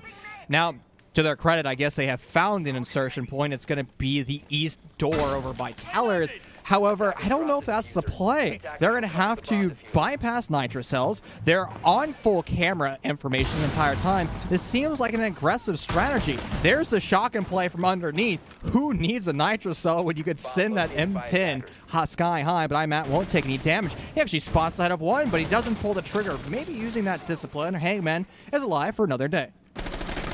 Oh, but Hangman is the one who wants to get aggressive here. We're seeing a surprising effort to lock down Tellers itself. Actually, playing in Tellers is usually a death sentence, but both Smitty and Hangman are tempting this. They're countering some aggression with aggression of their own, and the C4 right to IMAT's toes will send the kill leader sky high and out of this round. Now Mila has taken up this kill leader role for at least Purdue and this entire lobby and is looking to continue that. Oh, but here comes Surma. He's in the bomb site. He finds one onto Laggers, and now Purdue have to desperately go for this retake. Arv joining his teammate on this push. Providence, though, is able to find one in the meantime, but Surma is now going for this plant. The man advantage doesn't matter if this bomb is allowed to go on the deck. Mila, he knows it's going down, but there's no C4 in pocket to deny it. Arv is going to shut down Smitty on the retake, and now Hangman needs to get something going. He's playing out here in lobby. He's going for this swing, but now with 30 seconds to go in a 1v3, he's got to get aggressive. He'll find one, but that is simply not enough. Surma, the rush into the bomb site. What in the world? Akron will take the map. I do not believe there is a sentence in the English language to describe what I have just witnessed from the Akron Zips. Incredible, brilliant comes to mind. I mean, to be honest, that was not the best attack I've seen. They were stuck in one place. Matt gets obliterated by a nitrocell, and you know what Akron decides? Oh, well, we've kind of made a mistake. Let's just YOLO it and see what happens. How does this mentality just work for them over and over again? Purdue, where is your crash back into the bobsled?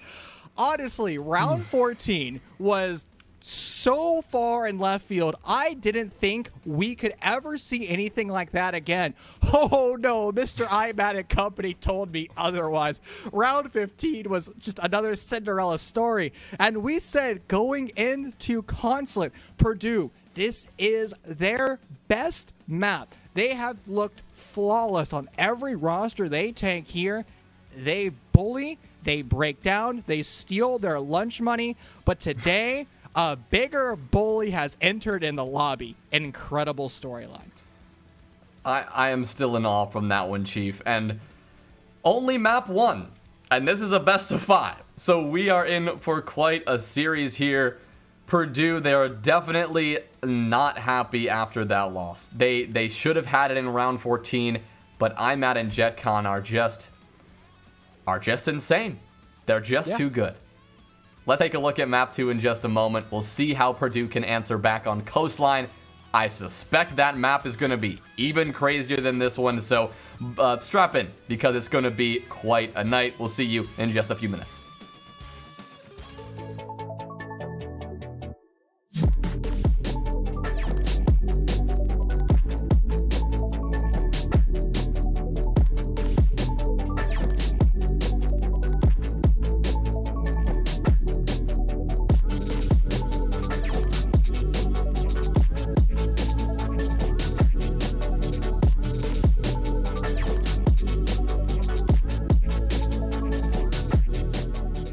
I'm Providence. This is Mila. We're from Purdue.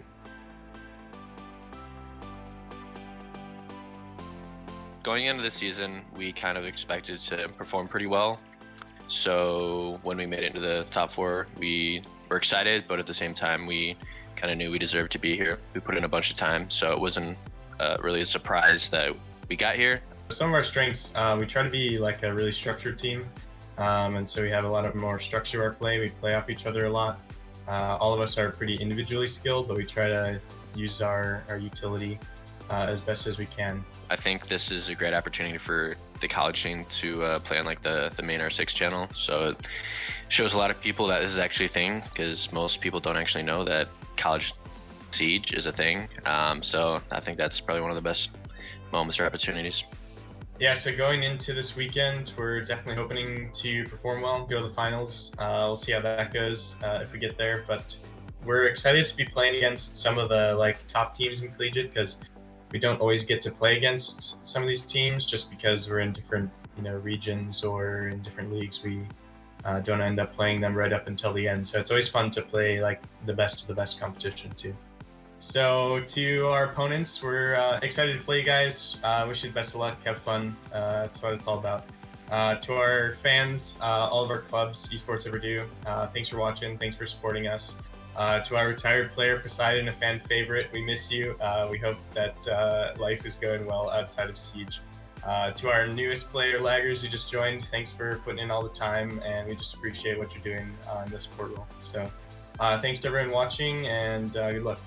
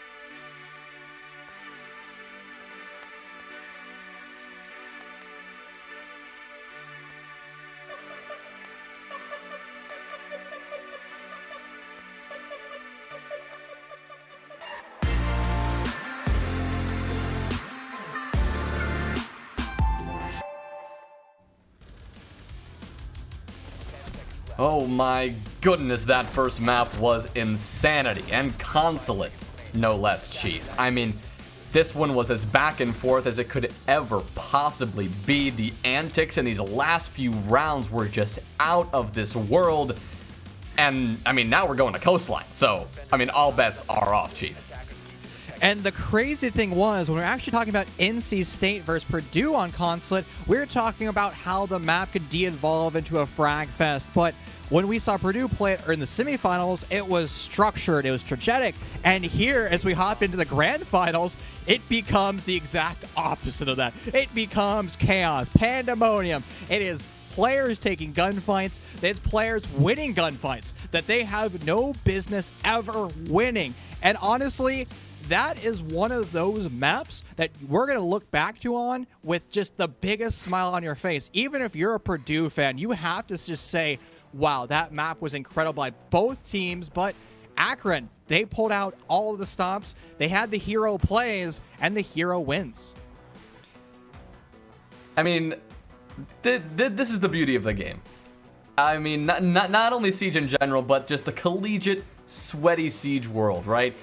You get a match like this, and you expect it to be one thing. You expect it to be controlled and disciplined, and it is anything but. This is dirty, this is grimy, this is gnarly, and it is a beautiful thing to witness. These two teams just going at it on the biggest stage for $10,000 and the biggest title that they've ever held. I mean, there could not be a better conclusion. Coastline, the frag heavy, the biggest and frag heaviest map in the entire game, is up next. And I have no idea what to expect. I know we can expect chaos, and I do expect chaos. And I think that it's going to come down to just who is going to get the momentum early and who is going to be able to keep it. Because Consulate was really back and forth. These teams could not quite seize the momentum. When one person had the momentum for 3 rounds, the other team just grabbed it right out after. And Coastline is such just a all-out pew-pew, shoot heads kind of map that, I mean, we really could see anything here, Chief. Now, one of the most impressive games of Coastline I've ever saw was actually not full Akron. It was 3/5 of the Akron roster, known as IMAT at the time. And what they did was the exact opposite of what you highlighted. We were expecting them to just go bananas, balls to the wall. They played it so structured and almost to the effect of being slow that it caught their opponents so off guard that it worked out in their favor. So that means that we know at least 3/5 of the Akron roster that is in this lobby is capable of doing more than just gun go burr strategies on Coastline. That's going to be important when we actually enter in this lobby. The Zofia ban once again for Purdue. We said that was a ban directly to counter Taco from NC State earlier, but it seems to be just a comfort pick for Purdue. Again, that makes sense. Zofia is one of the few operators that can destroy a shield and burn her own ADSs and my pancakes. Now, on to the defensive side of the bans. I mean, we really could see anything here. You know, the Mira, that's expected. The Valkyrie, also a pretty common ban as well. Maybe even a Maestro. Something in that information focus would really be no surprise. And there it is. That's the Valkyrie. So those black eye cameras will not be a factor in this map whatsoever. And we're really seeing pretty typical stuff here. The Zofia, this is the ban we saw from Purdue earlier. It's definitely that ban that they're, you know, just looking to support all their shield plays, their just hard defensive lockdowns. And the smoke ban, though, that is rather interesting. Especially starting on the defense, you often want to run with that smoke in your pocket. But I think Purdue are taking a little bit of a page out of NC State's book. This is not something I've ever seen Purdue do, nor I think they'd ever consider doing it. But because NCSU showed this earlier and Purdue found success as a result, I think Purdue maybe found a little bit of that sort of North Carolina attitude, right? They want to go a little bit more aggressive on their attacks. They want to remove those toxic canisters from play. But you've got to wonder, starting on defense and losing your probably best time waste gadget in this game on a map that is attacker-sided, is that really the right approach? Attackers need to Well, locate I and think we're going defuse to bombs. definitely now confirm ourselves in gun go burr strategy. And honestly, I'm always in favor of a smoke, But let's keep in mind how Arv, on the, I guess, the opposing side of that ban, Arv is an aggressive smoke player. He wants to take the gunfights on smoke. He positions himself in a way where he's going to utilize that 30 seconds, not necessarily as a plant denial, but as just the waste time on the other side of the map. He'll then retreat and hope that he did his due diligence, and that's going to convert them into a win. So that means, I guess, Arv is going to have to bring out another operator that can do the exact same task, or Arv is more than capable of taking gunfights. Again, he is relegated to support roles pretty much the entire time, and he's somebody that we always overlook because he's never in a position to go for flashy plays, unlike his, fellow teammates of IMAT and JetCon. We actually saw this map twice earlier, once in the first semifinal and once in the second. Purdue and NC State, that one was back and forth. Early on, it was the closest of the three, but Purdue ended up taking the map. And Akron, they took Grand Canyon University here as well, but that one was a lot more one-sided. It was Akron out to an early 3-0 lead, then eventually a 5-1 lead, and they eventually took the series quickly after that. And they are no doubt looking to continue that very same success. You've got IMAT here on the double window rappel. I don't think Hangman is fully aware of this, finally noticing and now going for this pre-fire, but IMAT will slither away on that wall rappel. He'll now go for another EE1D scan to see if he can get any extra information off that, but nothing will present itself to him. Hangman still holding down Aqua, still playing this vertical play, and honestly could be in a dangerous position if Akron play a little bit of vertical of their own from below in office. They already are up in office, mind you. They've got the diffuser there. They've got the manpower building. You can see Hennessy already challenging onto this long angle through Sunrise, but it's in fact Hangman who finds the opening blow onto the Lion of IMAT. JetCon pulling out the G36C and lining up the headshot onto Smitty to keep things even.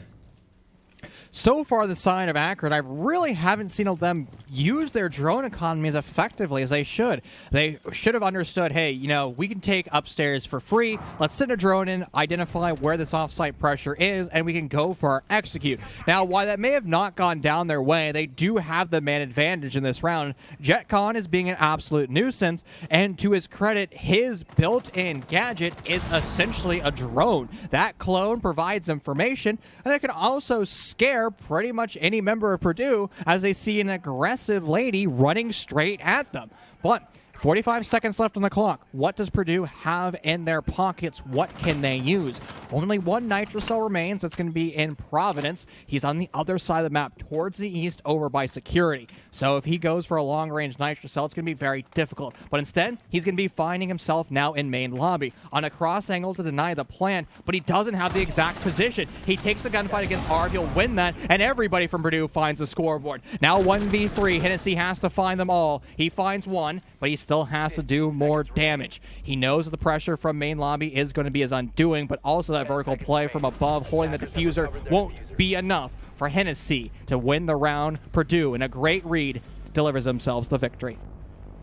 A great read is the perfect way to sum that one up, Chief. I mean, that round was so disciplined. I'm shocked. I'm shocked that we didn't see that one devolve as much as we did on Consulate. That was a clean performance from both teams. They played that one very passively, controlled, and Purdue, with the map control that they maintained for the entire round, they made sure not to waste it. They used it perfectly. They had vertical play on Blue Bar. They maintained control of Sunrise, so they had multiple long angles from both the Sunrise Bar area and from kitchen in the kitchen hallway and from main lobby, all forming a lethal crossfire into Blue Bar.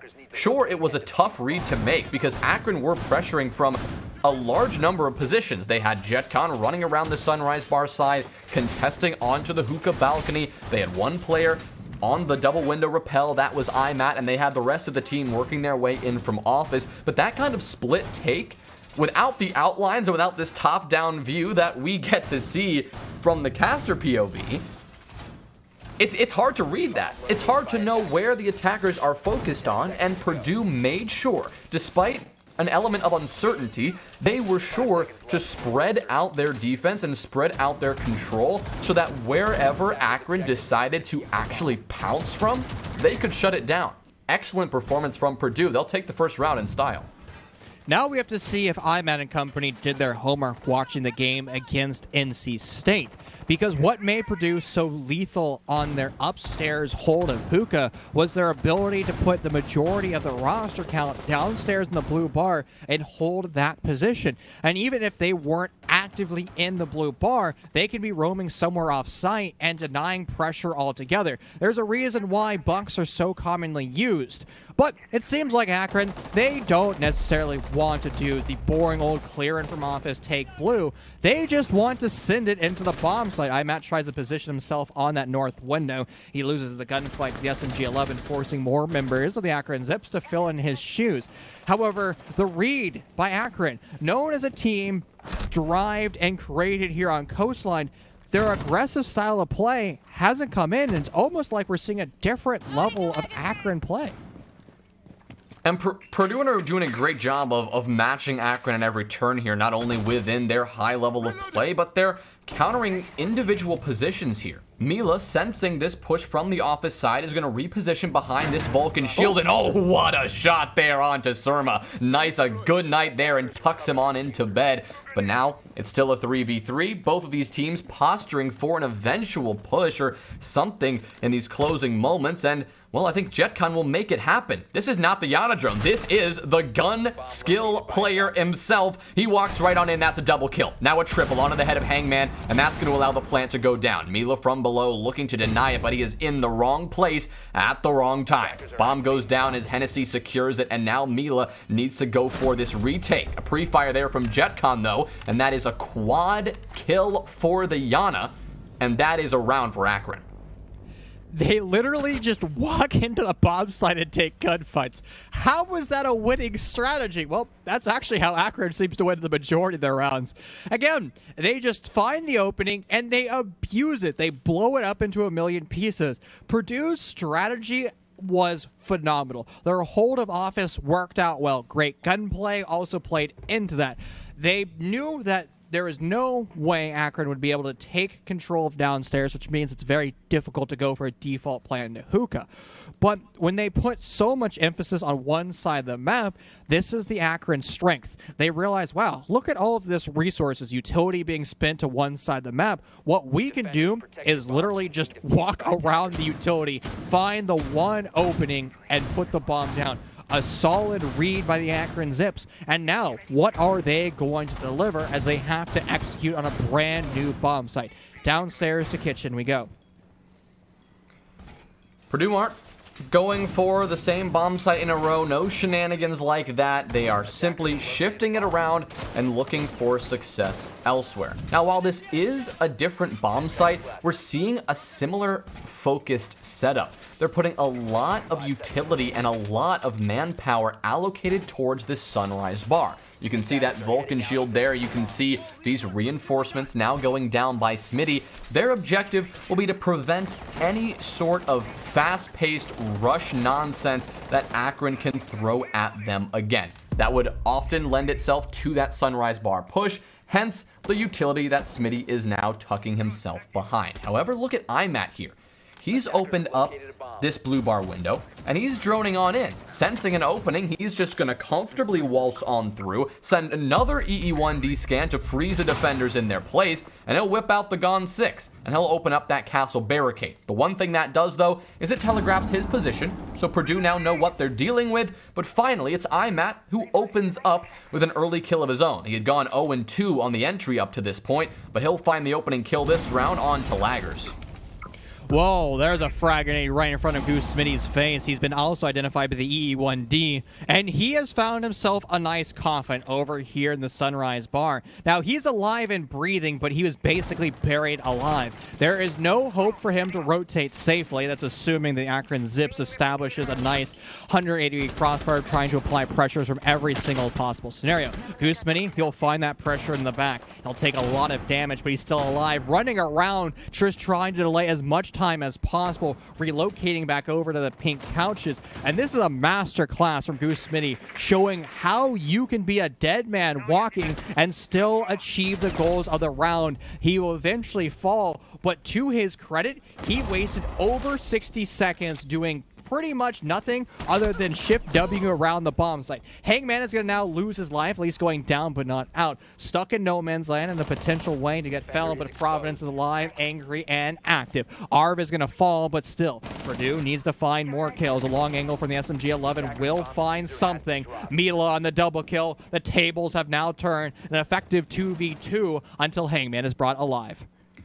Yeah, this really has been the change because Hangman should be able to be picked up here in Providence, lining up IMAT. All of a sudden, it's JetCon forced to clutch this one up. The player who's got, already 8 kills in this round. In fact, Hangman will not be revived. So now it's essentially a 1v1. The tides have turned just as quickly as they turned just a moment ago. Providence doesn't have eyes on the diffuser.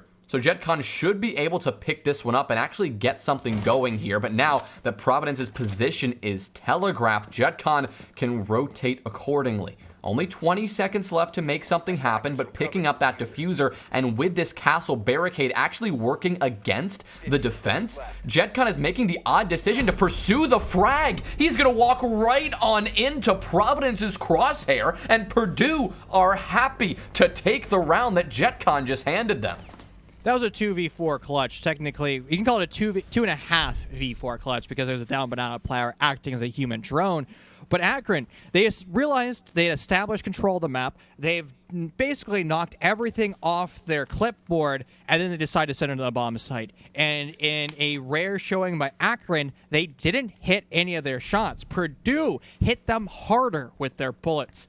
And that's a mistake that Akron will not be able to make in the future because, again, Coastline being so attacker-sided in a map and a bomb site that Akron loves to elect to take, that's just one of their mistakes. We can call it a mulligan. There's nothing wrong with that. But now that you're going back downstairs to bar a bomb site that Akron found themselves actually in a very similar storyline where they won some gunfights, they attempted to go for the plant, and the plant crumbles because they didn't really cross their eyes or dot their T's.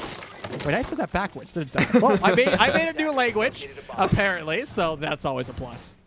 Well, I mean, this series has been confusing, so I'm not going to blame you there, Chief. And I think that, this round is either the turning point for Purdue, where they could actually jump ahead in this one, or it's going to be a lot more of the same. The back and forth series that we've known to love in these last few rounds here. We are seeing the Mira being brought out. That's a new change coming out from laggers. We're not seeing the Vulcan shields once again, but we are seeing a very consistent pick from Purdue. It's the Frost. I don't think we've talked enough about this because this is a seemingly staple of the Purdue defensive lineup, and it's shocking. It's shocking, but it's pleasant to see, don't get me wrong, but it is very surprising when there are other operators on the board. Maestro, for example, you can be bringing so much more utility, so much more information, and you're bringing bear traps instead.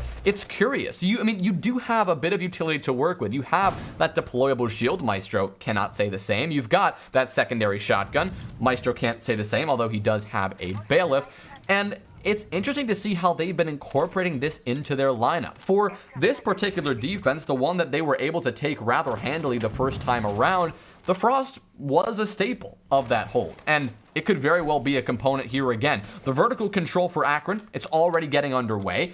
They do have Hangman standing between them and full top floor control, but Hangman is maybe tempting to retreat, opening up that hatch just in case. Jonah, I'm always hashtag Team Frost. Now, what I like the change from Akron Zips is the fact that the last time we were here in round 1, they never actually took the top floor. They just used Big Window as kind of, well, we can just guarantee that they won't be rotating through hookah. But that wasn't enough. They've learned their mistakes, and now they're going to put a lot of pressure onto Hennessy to start to swing that sledgehammer and start to use cutoffs. This way, if there's any members of Purdue that start to get aggressive, they're going to be spotted out on that vertical play. Surma's going to start to put this bomb down. Now Purdue needs to swing from reception. That swing did not happen. Instead, it was Hangman losing his life. We're going to find ourselves in a post plant that started off with all 10 players in the server alive and active, and has now come down to Purdue with only 2 of their teammates alive. They can utilize the mirror windows to take gunfights, but time is not on their side. It's now Goose Smitty. He He's been incredibly important in every series he's played today. Currently sitting on this donut, he's going to have to convert it into 4 kills, trying to push up through the window. It's going to take a lot of damage away, but he's still alive. He's going to rotate, now dealing with that big window once again. IMAT knows his position is given away, but he's going to be down but not out. Forced to go to the pistol with a 7-second diffuser timer. It has all been lost for Purdue in round 4. Anything that Goose Smitty gets at this point is just a consolation prize. Well, Chief, that round was over the moment the diffuser hit the floor. The moment that plant went down, there was nothing Purdue could actually make happen. I mean, getting that bomb down was huge from Akron. I have no idea how they were allowed to do it when there was a mirror window staring them in the face, and laggers should have been very aware that the bomb was going down. It seemed that there was a little bit of a, dance back and forth on the breach, and maybe laggers was distracted with one player while the bomb was going down just behind his vision. But regardless, that is an inexcusable mistake just made there from Purdue, handing Akron around essentially. And well, it's going to be the back and forth game that we've seen so far in this series. And I'm not sure what Purdue could have done better there in their overall setup or the way they played that retake. The big mistake was just the communication and identifying that the plant was going down. Because if you know that mirror window can't quite tell if the bomb's going down, then you've got to put somebody in main lobby. You've got to have someone looking at that long angle through the courtyard, through the soft destruction onto that plant spot. Because if there's no way to deny it,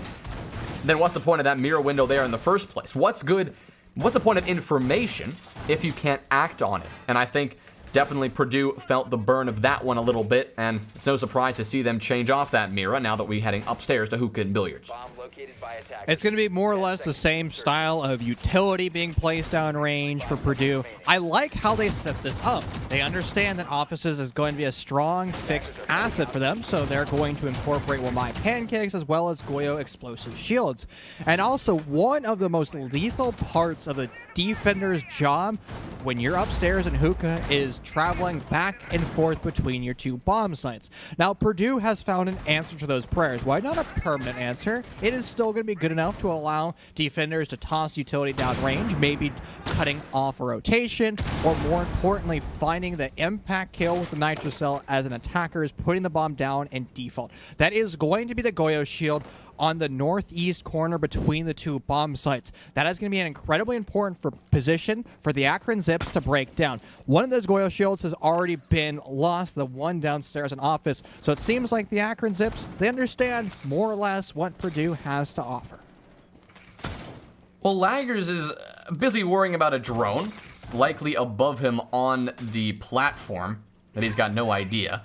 So that's going to give some free intel, Akron here.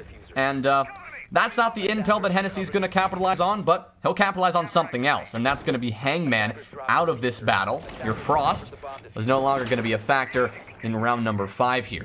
Now, this is your typical Purdue vertical extension. They're hoping to lock down Sunrise for as long as they can in an effort of holding down hookah, but as we saw last time, that didn't do much to prevent JetCon from just walking in, and that is always a trouble when you're playing against Akron. How do you prevent them from simply walking on in? And on a map like Coastline, where you can pull out the line and you can be certain that no defenders are rotating around at any given time, essentially freezing them in their place, I mean, that's a perfect formula for success. Surma's going to line up another kill, this one on to Mila to continue their attacking prowess and put Purdue here substantially on the back foot. It's a 3v5.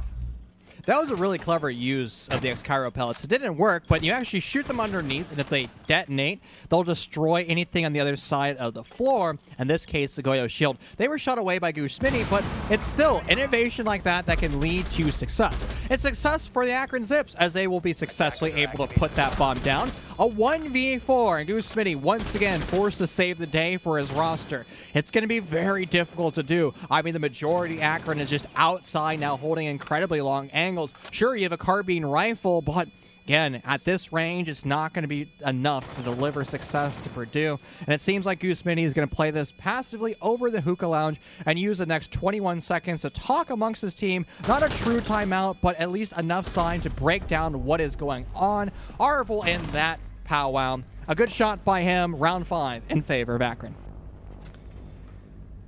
We're seeing a similar theme across a lot of these rounds here. I mean, this is so much more controlled and disciplined siege than we even saw on Consulate. And on Coastline, the most frag-heavy map in the entire game, I don't think that's really an arguable point even. It is interesting to see this shift, and I suspect that it's become championship mode for both of these teams, right, Chief? It's the mentality that's shifted. Purdue have realized what's at stake here, so they're not playing as crazy aggressive, and they're not going for the crazy plays, nor are Akron. They're playing a lot more controlled, and I suspect that's a reason why IMAT has gone a little bit quiet right now. He's not lighting up the leaderboard in the same way as he has before. That top frag role has been passed over to JetCon, at least for now. Again, speaking to the depth of this talent on this Akron team. But for Purdue and on Coastline, defensive success is hard to come by because turtling these bomb sites is just not a viable strategy. And that's not something we say often. Generally, you're complimenting the anchors and you're saying, oh, you shouldn't be roaming all that much. No wonder you lost that round. But Coastline is unique in that sense. Many of these bomb sites don't just play like a boxed-in objective where you gotta go to point A and point B and put the bomb down here. Coastline plays a lot like one big objective. Some sites more than others, but so much map control is necessary to get any sort of execute going and any sort of successful attack going. And as a defensive team, it's your responsibility to play aggressive and to have map control and to swing a lot of different things. And that's not something we say often, but in the case of Coastline, that is sometimes the case here. And that's something that Purdue lost a little bit in round number 5, and they are looking to get back in this round. Laggers, that swing onto the double door in main. Providence, that swing with the M590, a perfect formula for success. I mean, Laggers going for another with the TCSG just popping up behind the main lobby desk and frying people. That's exactly what Purdue have to do here, and that's why they're after such a lead. Well, you're talking about controlled, aggressive places of siege or mentalities. It just devolved into chaos for Purdue. They realized that when they were playing structured, they were unable to win rounds. So they take the aggressive angles. They start to take gunfights, and look what position they've put IMAT in. He's the lone remaining member of his team. His diffuser is surrendered on the other side of the map. Now we can hear reinforcements being placed up, at least the soft green barricades, and that's a free insertion point for him. Straight into security he goes, now retrieving that diffuser, and this is a more winnable round. He has to take 2 of these kills. He can go upstairs, deal with an offsite pressure, taking a 1v1 gunfight, because he has heard that pocket shoddy be used on those vertical angles. Because remember, holes work both ways. If you've killed the majority of the attacking roster, why not use that vertical advantage against them? This is probably the most winnable clutch situation that we've seen so far tonight. And for IMAT to be in this position, Akron are definitely feeling, I wouldn't say confident, but they're not too down in the dumps just yet. Purdue, realizing the danger of this, they've retreated and are now playing together. What's very important for them to do here is to be within trading range of one another. If IMAT gets the upper hand on one player, gets a pre-fire, the other one needs to be there to get that trade. The danger is if they play a bit too extended and they're not within 1-2 seconds of one another, that trade won't come out, and IMAT will have 2 1v1 gunfights, and that's the perfect formula for IMAT's success here. Smitty has been spotted, and he doesn't quite know it. He's not going to relocate for now, and IMAT, he's looking to pounce accordingly. 25 seconds remain. He's going to creep up into service. He's only got 1 entry point, so he's going to swing it, and there it is, the triple kill. Smitty is down and killed, and Mila is nowhere to be found. The plant now going down, and only 1 entry point once again for Mila. He's got to attempt to swing, but IMAT is there to swing and gets the kill anyway. IMAT on the 1v2 clutch, feeling good about it, and rightly so. He'll take round 6, Purdue throwing it away. Well, that was a mistake and a half by Purdue. They did so many things well in that round. They took gunfights, they won it, and everything that Akron had just seemed hopeless. But when you're in a 1v3, you said it best earlier, you have to play as a team, and the moment you are unable to do so, you're going to go against the talented player that is going to take 1v1 gunfights and win it. Honestly, that was one of those rounds that we just have to say, it was IMAT. He does IMAT things. If you need him to take a gunfight and win it, he's your point person for the Akron Zips. A good read overall, but as we love to say, Coastline tends to be attacker-sided. It looks like that storyline's going to pan out, but we're going to have to see what Akron is capable of as they move over to their first round of defense, starting off here in round 7, upstairs in Hookah. I hate to say this, Chief, but I think that was the most egregious mistake we've seen from Purdue at all today. And sure, it's just one round, on just one map, on just one half, but that was potentially a turning point in this round. Had Purdue secured that third defensive win, had they gone even split, they would have come into their attacking half, I'd say, with confidence. They wouldn't need to secure 4 rounds. They'd only need to go even, and attacking on an even half on Coastline, that's more than doable. That's almost expected sometimes. So for Purdue to be in that position, that's just not where they wanted to be. The momentum slowly falling away, and that is going to be even further confirmed after a spawn peek from Arv results in Mila's death. You've just lost your sledge and those frag grenades. It's not the biggest deal on this objective. The vertical play, at least from above, is non-existent. And so that's not the end of the world, but it is one player gone, one of your bigger gunners gone. Not the way Purdue wanted to start a half that they need to be extremely successful on. Remember the point that we were making at the start of round 1. If you let Arv off the SMG-11, he can be a gunner. Case in point, sometimes we get tunnel vision. Oh, he plays smoke, his aim must be doo-doo. That's the end of the story. But when you're a defender, or an attacker for that matter, you have a role, you have a job, and you try not to, step on anybody else's shoes. Now that you have Arv able to basically break the strategy, because I could assume that Akron was not prepared for the smoke ban, they've just said, you know what, pick an operator that you're comfortable with, someone that still denies insertion points, wastes time. Malusi is a perfect pick, and you can go fishing, take gunfights, because you're more than capable of winning them. And now look at the pressure that Akron has on this first floor. Purdue was incredibly successful with their ability to take offices in blue, and while Akron has retreated slightly to the north, they're still in positions to swing and take gunfights because Providence is too afraid to have that Buck Skeleton Key actually start to open things up. The moment he does that, it's going to be the crash from Akron. Well, Akron refused to budge from these extended positions. You've got one that's Hennessy in kitchen, JetCon in Sunrise, one player on Cool Vibes. They all know where Providence is. They all know what Purdue are trying to get accomplished here. Purdue want to play vertical, and Akron know it. They know the Bucks in this lobby. They know exactly how Purdue generally approach this site, and they are refusing to let it happen.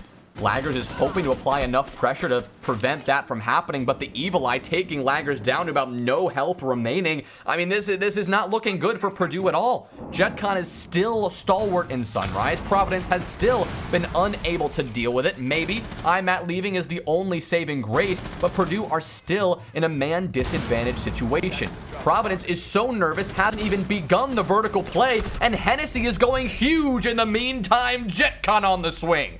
Akron take round 7, collapsing on Purdue, solidifying now their 3-round lead. The thing was, that was 4 rounds in a row for Akron.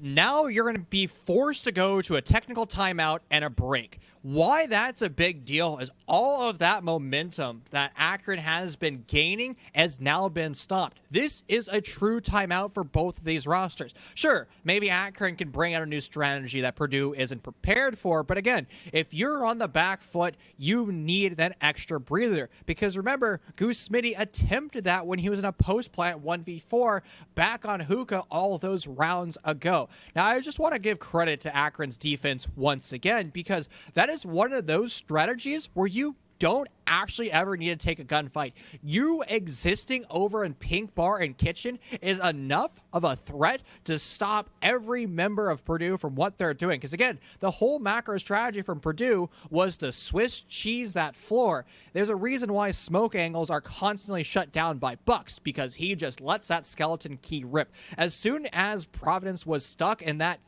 inability to use his gadgetry, he needs to say, hey, guys, I need help over here. Can you please rotate me some troops so we can deal with this offsite pressure? That communication, that level of dialogue was never made, and as a result, it was members of Purdue solo pushing and executing, and when you push solo, sadly, none of your friends will attend your funeral. Whew.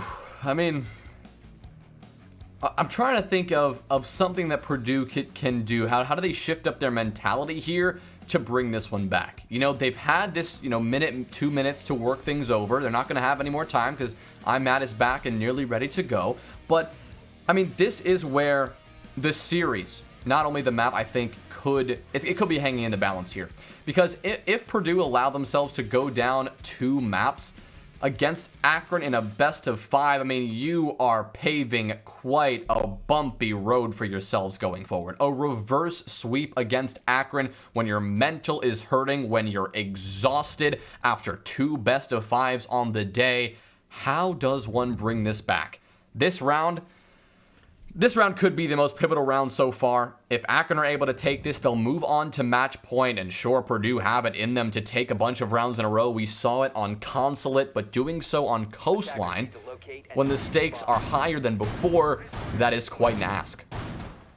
Yeah, on Consulate, it was expected to go into overtime, or at least maybe be more one-sided to Purdue, because that's not really a map that Akron is familiar with. Now that we're on Coastline, both of these teams love this map. You would expect them to be basically in the exact same stride of each other, just constantly back and forth. This map started off that way, but as you highlighted, Purdue, they have started their stumbles. They have punched a one-way ticket on the struggle bus, and they need to hail the taxi driver or tell the bus driver to pull over and stop. Because if this bus gets out of control more, this series might start to go away. $5,000 is a lot to get in second place, but I can promise you every single one of these college students, they want all 10K. It's going to start here in round 8, and looky there. It is going to be another attempted spawn peek from Arv, this time facing the southwest. Ooh, the first kill of the round is not going in the way of Purdue. That's JetCon again on the Jaeger, wielding that 416, and an incredible shot onto Laggers, who was just trying to get on the roof, man. I mean, JetCon, have some respect. 10 kills now for the Jaeger player. Oh man, this one is the turning point that Akron were looking for, and they could very well run away with things here. JetCon, you can see the confidence there, not leaving, refusing to back off, still playing on the cool vibe stairs. You do have Providence, though, who could catch him out, and yes, he will. 800 headshots is what's needed to take down the Jaeger, and now you have Hennessy, who's lurking around the corner and could very well be the next player to fall. The drone should have identified Hennessy's position. It will. And now Purdue, their job is to collapse. They've opened up this wall from Blue Bar. They've got a crossfire here. They've got attackers above and on all sides, so this should be a kill. Hennessy should be a dead man walking in this position. It's just about how much time he can take off the clock, and no more than 15 more seconds were removed before Providence sent the Akron player to his grave. This is a great step for Purdue. They have the man advantage. They've cleared the majority of the offside pressure, other than IMAT finding himself a home over by reception. He can play that long angle and swing and challenge anything that moves towards the west side of the map. Arv is going to retreat back to his bomb site and just try to play in tandem with Surma. It can be a double swing mentality for these players. Sub 60 seconds left on the clock, and all the utility from Purdue is going to be forced to go down range to destroy that one camera. That Meister Evil Eye looking straight in their direction. A kill for Mila will be perfect. Make that another one as Hangman's going to find the board. A 1v4 down but not out players. Hangman's going to drop, but the Alda. 82 bullets. Everybody wants to say this gun goes burr, but will Surma actually be able to have this gun sing? A perfect shot for him. Hangman is still yet to be raised. We have been in this scenario before where Hangman was not brought up. That was back also on a kitchen bomb site when he was playing Frost, but Hangman up to 20 HP. The 5.56 ammo in this Alda LMG will be enough still to remove him. An aggressive play from Surma, almost delivering himself a kill, but he's also on the bad end of that exchange. Providence at 1 HP, forced to go to the shotgun bailiff pistol, but Providence brings out his own traditional pistol. Purdue, they will stop the bleeding in round 8.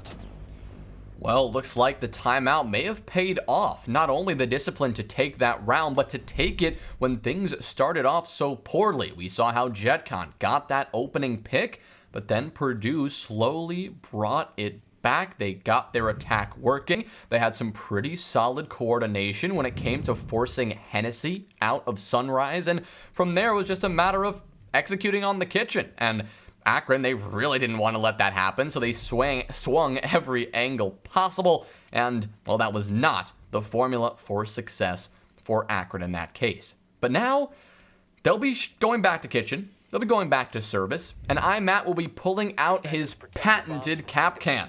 He loves the cap can every now and again, and it's an operator he feels pretty confident on. Not to mention, you've got a C4 in your pocket, which is perfect when the attackers are likely going to play some vertical. And actually, now that I mentioned vertical, there was an odd lack of it last round, wasn't there, Chief? Yeah, that was a linear push from the opposite side. And we've actually seen attacking rosters start to change things up.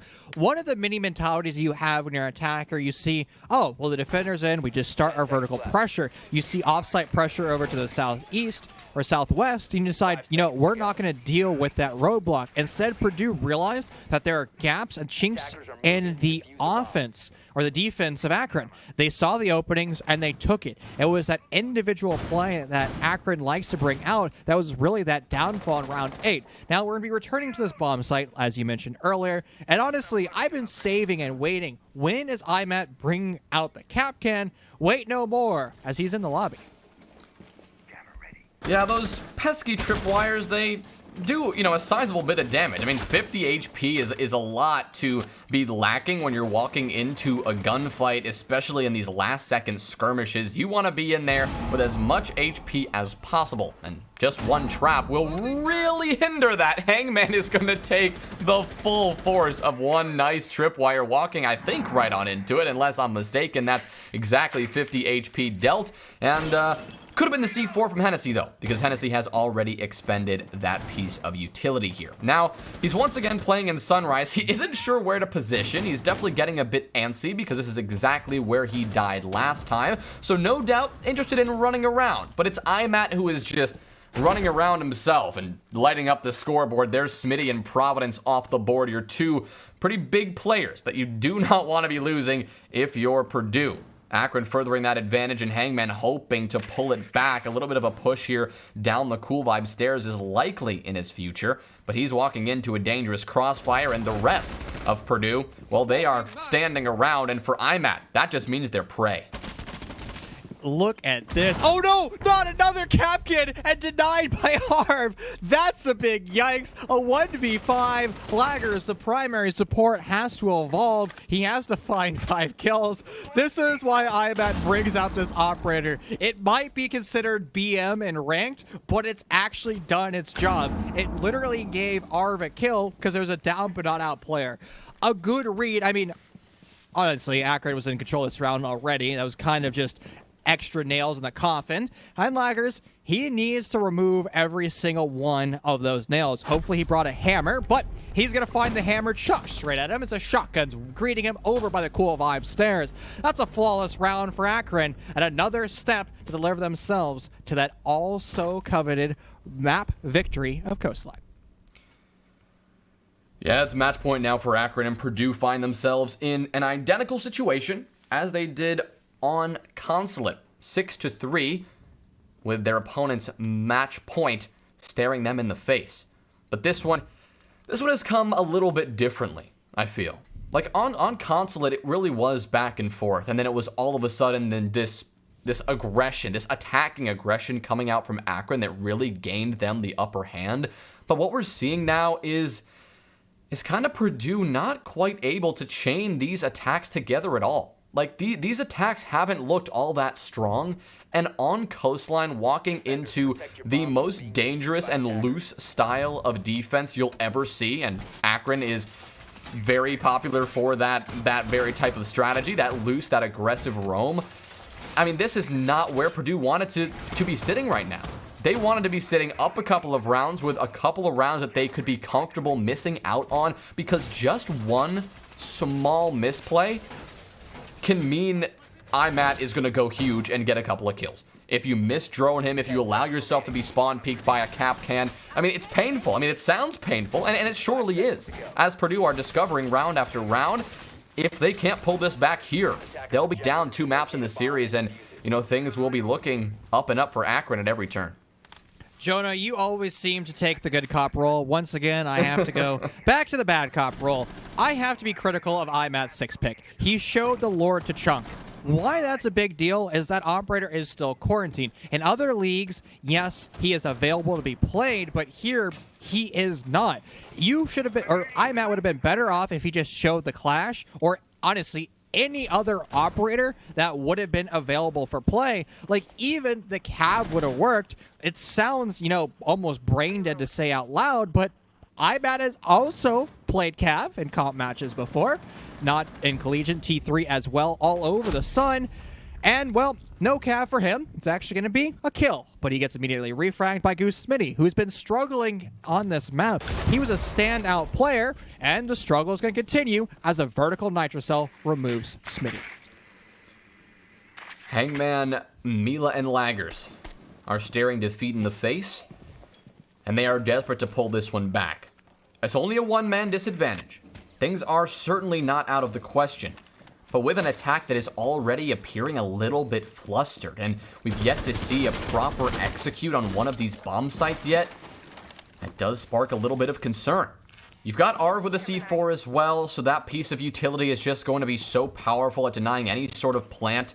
He's going to be tucked behind the Aqua bar right now as the Yana drone just comes working his way on in. That will spot out the Malusi, and Arv will be forced to retreat into Pink Bar as a result. So he'll just be hanging out on top of the bar here, looking through the bomb chassis. A cheeky angle, no doubt here, and a cheeky run out from JetCon, netting now the double kill, shutting down Mila, and even further guaranteeing this round for Akron. Hangman wasting a grenade on the Aqua bar because he's uncertain exactly where these remaining players are positioned, but he's got JetCon to worry about as well. The vertical play is coming in from below, but it is from Akron instead. Both Laggers and Hangman, they've grouped up. They're ready to mount this pressure, but they need to make a push happen, and they are being hindered at every turn. The C4 nearly connecting, but not quite. Arv holding a very aggressive angle, but with 30 seconds left, you can see how Hangman and Laggers simply have no plan of attack. The Evil Eyes are shocking them into submission. A couple of flashbangs are going to hope to pull this back,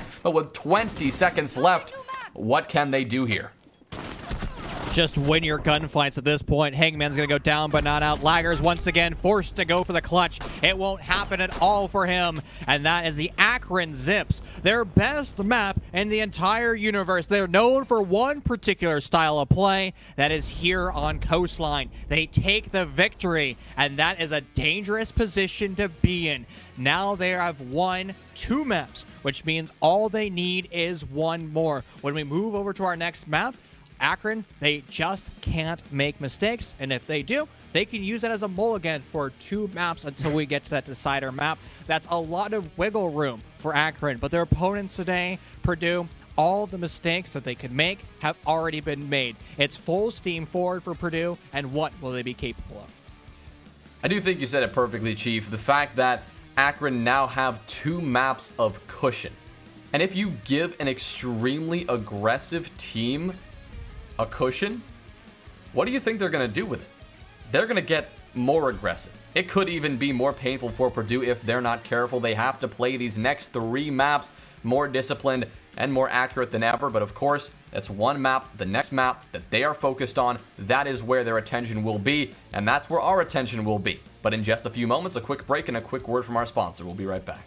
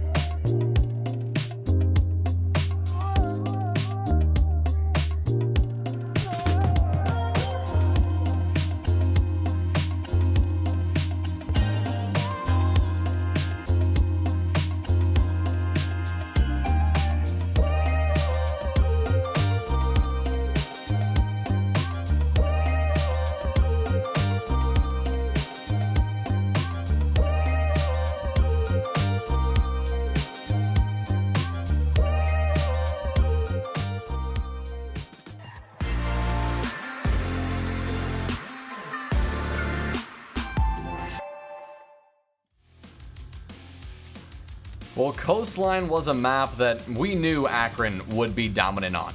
It's one of their maps that have always been the strongest. Sure, Purdue, they've got a strong coastline as well, but this is Akron's map all day. Purdue put up quite a fight. Now it comes down to the next map. Now it comes down to Cafe. Purdue picked this map. They wanted to go here. Can they replicate some of their strengths from Coastline, Chief? It's going to be a tall order to say, but Purdue has earned their right in the grand final. So if any roster is going to be able to come and basically do the Hail Mary, the impossible strategy of the reverse sweep in a best of 5, it is going to be Purdue, at least in the collegiate scene. But that is still a lot that they need to do. And it's going to start off with their ability to win gunfights. And they're going to have to find a way to silence JetCon and IMAT, because in every scenario, IMAT, JetCon are ready to take engagements. They're ready to win those engagements. And if JetCon, IMAT, if they're off the board, if they've lost their lives, Hennessy, Arv, and Surma are more than willing and capable to fill their shoes. I mean, that's exactly what we saw on Coastline. It's the depth of Akron that is just amazing. Sure, IMAT ended up with 10 kills. Sure, I mean, yes, that did happen. But at the beginning of that round, IMAT was cold. IMAT was not popping off, and it was up to JetCon. It was up to Hennessy, Arv, Surma. They were the ones to have to put up those kills, and they are comfortable in that role as well. And it's amazing to see how fluid this roster is and how adaptable they can be. And so going into Cafe, a map that feels a lot like Consulate sometimes in the way that it can be structured. It can also be just a frag-heavy disaster. I'm scared if I'm Purdue. $10,000 is on the line. I mean, what are you going to do? Honestly, I'm going to lean to the latter, being the frag-heavy disaster. And you're right, 10K is on the line.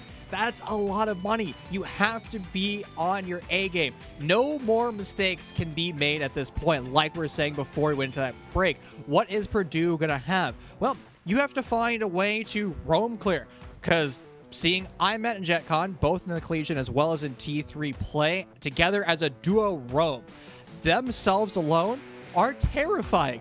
You're going to have to find some way of droning them both out. And even if you have that information, what crossfires? How are you going to stop them from shooting back at you? The age-old question.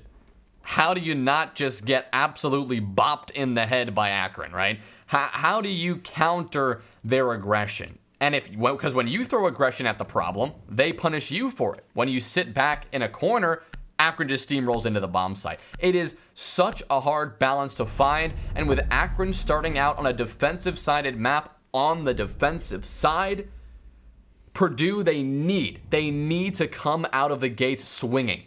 The Jackal Band is going to come on the board. That's not too much of a surprise for Cafe, because roam is such a factor, and you know Akron, they do love to roam. The Thatcher Band, it's a typical one as well. Nobody is letting the EMPs into any single game at all this entire day. Every single map, I believe, both the semifinals and the grand finals now have seen the Thatcher retired. There's a reason why I call him the Bane of Rainbow Six Siege. I mean, even if he no longer destroys your utility being turned off is just as bad. Well, my pancakes, no delicious breakfast for these players. They've also been removed by that ban phase. Our final ban, most likely going to be that mirror. Again, the whole philosophy of Cafe is to commit and turn all of Piano into this no man's land. And there are clever ways of creating no man's land without mirror windows. Let's look at the rework of deployable shields. It's been out in the universe for well over a year now, and clever defenders decided, you know, we can accomplish the exact same goal with a deployable shield as we would a mirror window. If you go upstairs, which we currently are being shown by Akron, you bring out 1 or 2 deployable shields. Sometimes in T3, back in Utility Consumption Simulator, we would see 5 deployable shields on play, because it's all about mini games. If you set them up in bar back storage, also in the washrooms upstairs, these are going to be power positions that the attackers are going to have to break down. They're going to have to commit resources, the flashbangs, the explosive devices, to be able to deal with those power positions. And again, we're no longer in Utility Consumption Simulator. The days the 5 deployable shields are long gone. It's just not a sustainable strategy anymore, but you can still have little glimpses of that, and that could be something that we see in this series. Right now, it's going to be a storyline similar to that. There are currently 2 deployable shields with an explosive twist and a traditional one. Now, the top floor bomb site of Cafe is interesting because it is the one that I think has seen the most developments and the most changes, not only in how it's played, but if it's been played at all in the recent meta. On the Pro League level and the Challenger League level, this bomb site has fallen largely out of favor because teams understand how to work a cocktail execute. Now, generally holding down this bomb site, you are going to apply almost all of your defensive utility to holding down piano. As we can see here, you've got barbed wires, reinforcements, wub-wubs, Melusi Banshees, that are also known as, you've got Jaeger ADSs, you've got Evil Eyes, the works. You've got it all there. But consider Cocktail for a moment. What do you have in Cocktail to lock this down? You don't have much of anything. You have, sure, an Evil Eye and maybe some barbed wire, but attacking teams who understand how to approach from the east dominate on this top floor bomb site. And that is why we see teams ignore this completely in favor of the 2 second floor bomb sites of Reading and Kitchen, or Reading and Fireplace rather, and Fireplace and Mining. Those sites have seen an uptick in the meta recently. It doesn't seem that Akron are interested in doing that, and that opens the door for Purdue here if they know how to attack Cocktail and if they want to approach it. But the one thing that always hurts me to say is that Collegiate teams and Cocktail executes, that is just not a happy combination. Collegiate teams never do Cocktail executes. When they do, it works, but they just don't usually undertake that tough task. Well, hopefully they get over their allergy. You know, you can always bring an EpiPen into your server. That might actually help things for them, but they're going to bash their heads against the wall, or at least those deployable shields. Utility starts to be sent down range. Jetcon's shield has blown up in his face, forced to rotate away, but that was 90 seconds of time that has just gone away that Purdue will never be able to get back. It's incredibly important that they continue to be as swift as possible moving forward. Providence on an incredible angle right now. He has the opportunity of challenging these players sitting over at Barback as well as the Freezer, but he's going to use that new weapon, that secondary pocket, I guess, explosive noob tube device to start to break down the shields. However, he did not drone it out, and sadly, it's going to be caught by one of the ADSs. Time is not on the side of Purdue once again. 45 seconds left, so time is definitely working against this attacking team, but Providence will open things up and cut down Surma. So that's not going to be the Maestro in play for this round. The Alda and the Evil Eyes are out of this one, but there is so much more utility to clear. JetCon on the aggressive Whitehall push is eventually going to get cut down, but not before he can find a kill of his own. IMAT going to answer back with 1, now 2, a double kill for the Melusi, and now it's Smitty and Laggers who have to desperately claw this one back with 15 seconds to go. A rotate hole will be opened up in a long line of sight, but Laggers rotating around from the other side. That could mean success here as Smitty finds one, but caught in the wub-wub. Laggers fries IMAT. How does that happen? I have no idea, but Hennessy, he's alone. He's got to fry him, and he will do so. Goodbye, Smitty. Laggers sticks the plant, though, but Hennessy flicks it and gets the shot. What a shot from the clutch legend himself. He'll close it out with a revive, and Akron will take the first round. I mean, incredible stuff. And that was Akron, well, being Akron, winning gunfights based off their gun skill. Honestly, Purdue read into the Akron strategy perfectly. They broke everything down, they dismantled, they took map control, they won their gunfights, and they started their plan. But all the damage was already done by Akron, not from a strategy base, but just from gun go burr. That's just something that Purdue needs to be prepared for moving forward. They need to be better with sending their man count down range. If one of them falls, who is going to follow that up and at least attempt that refrag? We never really saw Purdue really double down on that mentality. Now we go downstairs to Kitchen, and this is where that JetCon IMAT style of play starts to become so important. They are going to be off-site doing what they do best, having fun and roaming. Protect your bombs from being. I mean, that is indeed the Akron way. The roam, the aggression, and just the... they just love being a consistent thorn in the side of any attack. As was the story in round 1, there was a lot of just constant pesky aggression from that second floor, and what that did was it just delayed so much time off the clock. Purdue, they had no time to work with when it came to the eventual execute, and when you're out of time, that's where the small mistakes can be made. That's how Hennessy was allowed to find that 1v2 clutch. First taking out the player who was covering the planter, and then getting a pretty good shot onto the planter itself. They'll head downstairs, though, to kitchen and service now, and they'll be looking to repeat some of that success here. They've got the roam, though. This is where the roam really shines, when the top-down clear from Purdue needs to come down. We're going to have to see what Purdue has in store, where they're going to be presetting their drones. And honestly, throughout this series, we haven't really highlighted much of the drone economy because, again, it's just coming down to these firefights. And Cafe is going to be a map that's going to test where are these drones being situated. How are they droning out IMAT? Well, they confirmed him over by where that bomb chassis used to be, back when it was upstairs on bar. He's just going to snipe away that drone and retreat. This is a good style of play. This is, again, what I refer to as that staged roam, where you fall back in stages. You snipe away a drone, you retreat back to your next stage, and you repeat that till either the entire attacking drone economy is gone, or they're in forced positions to face check you. And right now, Purdue, they're still in good standings. They have a large chunk of their drone economy still available to them, 80%, but they still need to clear out more of these floors. Yeah, the 1 minute 15 mark now has been burned, and they're just now getting eyes on this second floor. Definitely a slow take, a methodical take, but they're not looking to make any mistakes here. As we've talked about, Akron and the roam, they can be so persistent and so powerful if left undetected. Thankfully, at least for Purdue, Akron have largely fallen off to this first floor, but that is still something that needs to be trifled with here. You've got JetCon holding down VIP. You've got Hennessy holding down Coat, rotating back and forth to reception to support that VIP player. And you've got IMAT.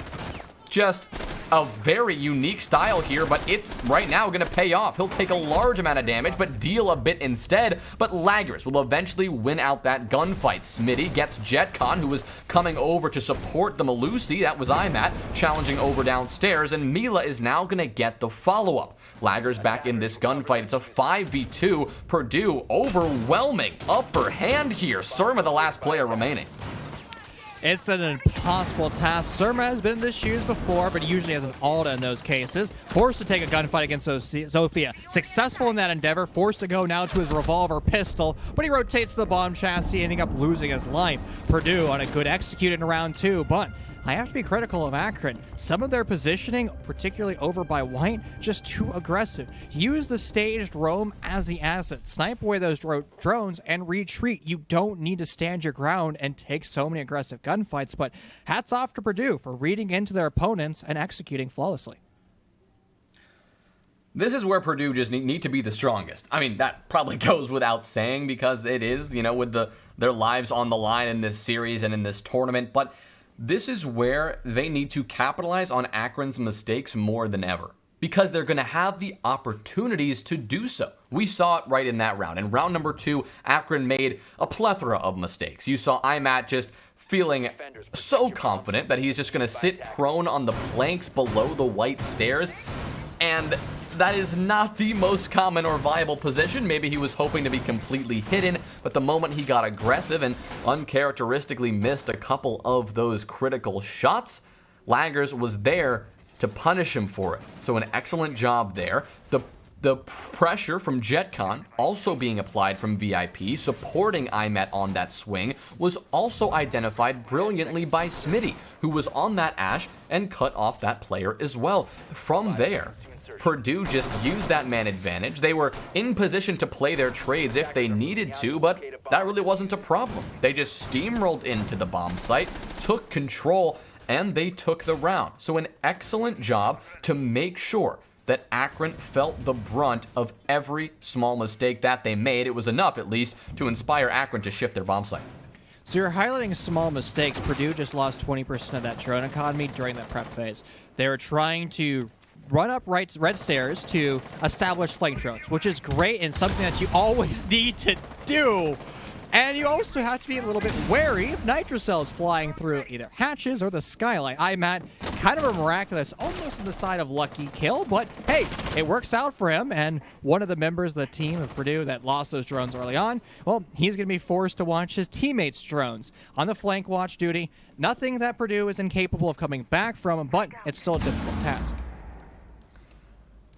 Well, what's more difficult here for Purdue is not only do they have to go through the same checklist that they did on that previous top floor attack, but they've got to do more than that, pressure this second floor as well. And now that Hennessy just found an excellent line of sight there onto Mila and cut down another player, that is going to further this top floor clear's difficulty. Without two of your big entry players on this top floor clear, what are you supposed to do here? IMAT and Arv will make that even clearer. JetCon finishes it out, and Akron will take round 3, a flawless round delivered. Yeah, Akron just understood exactly everything that was being thrown at them, able to apply their gun barrels in the exact same position. It's hard to really point fingers at Purdue. It just seemed like they're maybe not prepared for that level of aggression. I mean, what Akron did that round were things that you don't really expect. I've never seen that deep train, that green train angle looking in through the gear's window.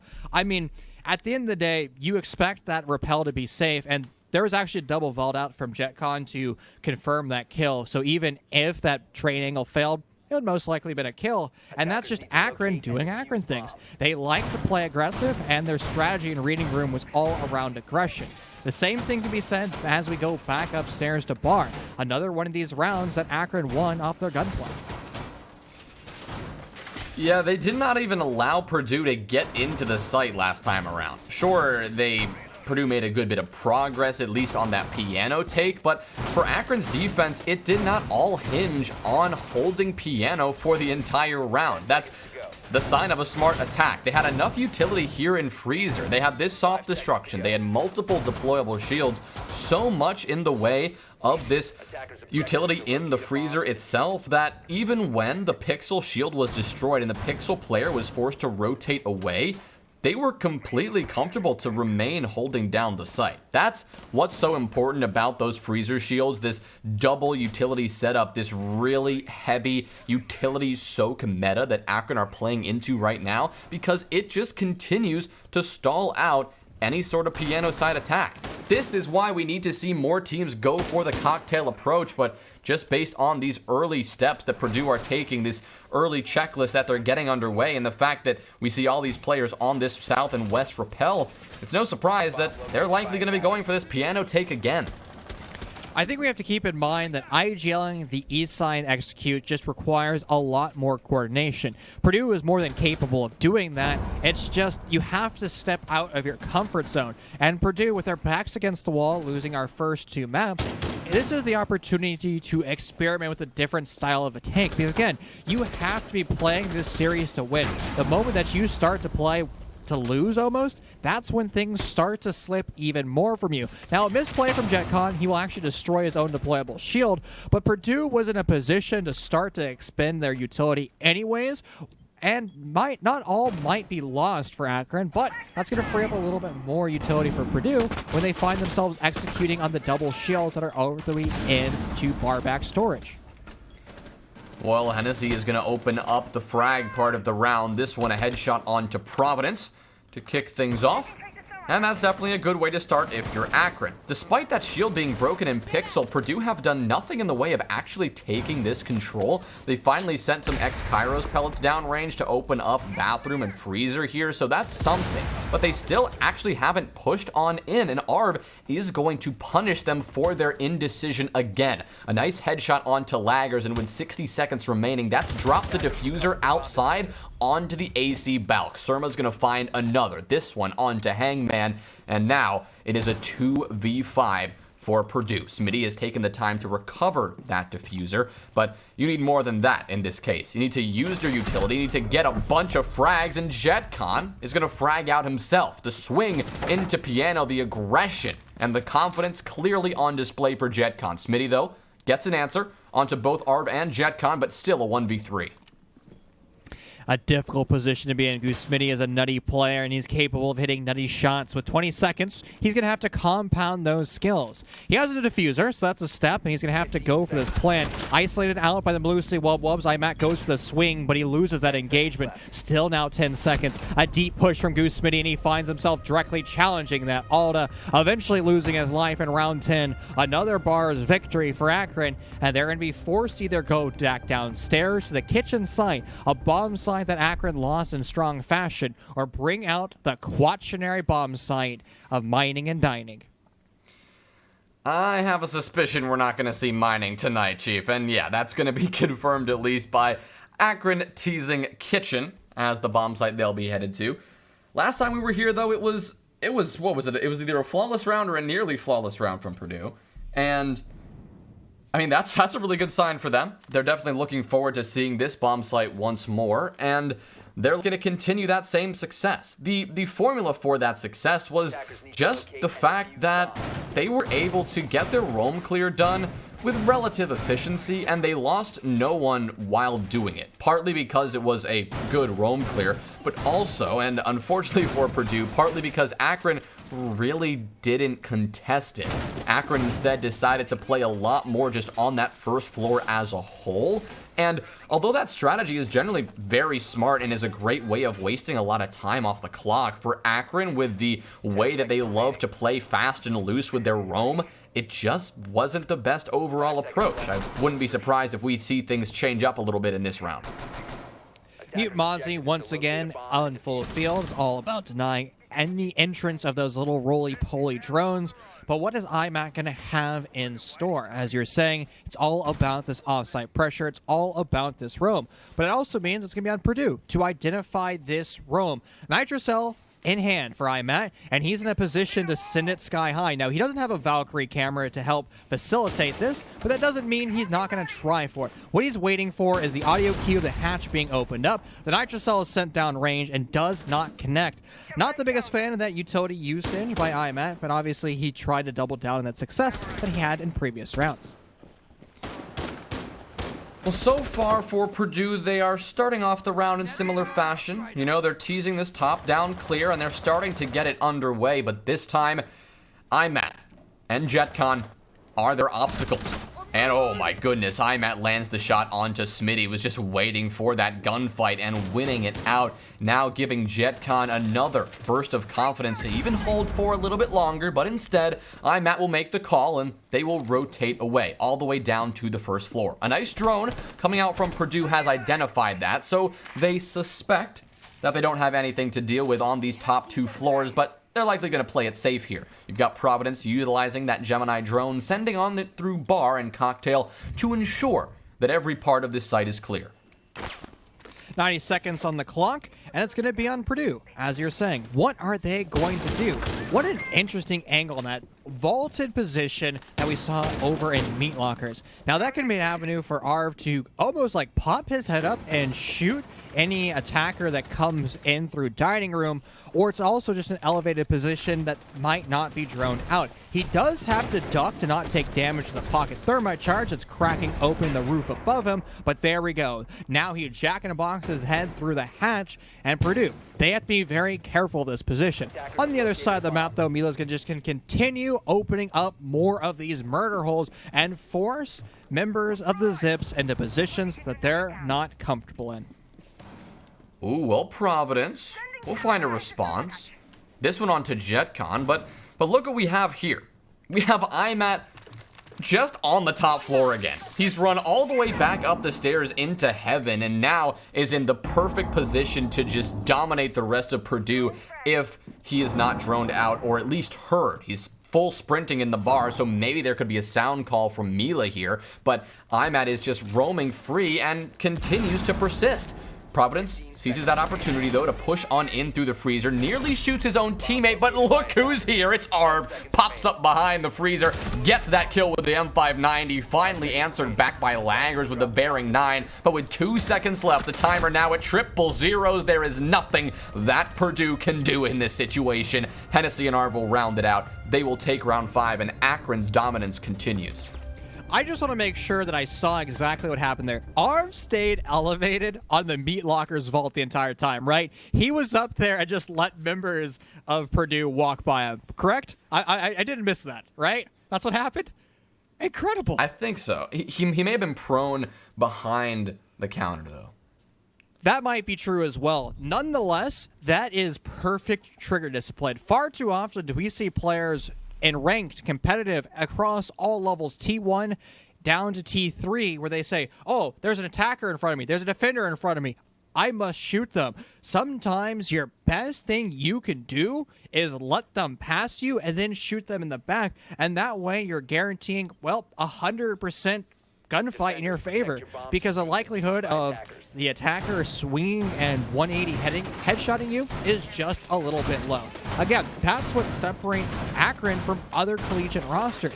As we always say, oh, they're all about getting frags, they're all about taking gunfights. Well, that was the example of attacker or defender not taking the gunfight and actually helping and seizing the day for Akron, because if Arv gave away his position, that wouldn't have wasted 15 seconds as Purdue trying to realize where they made that mistake.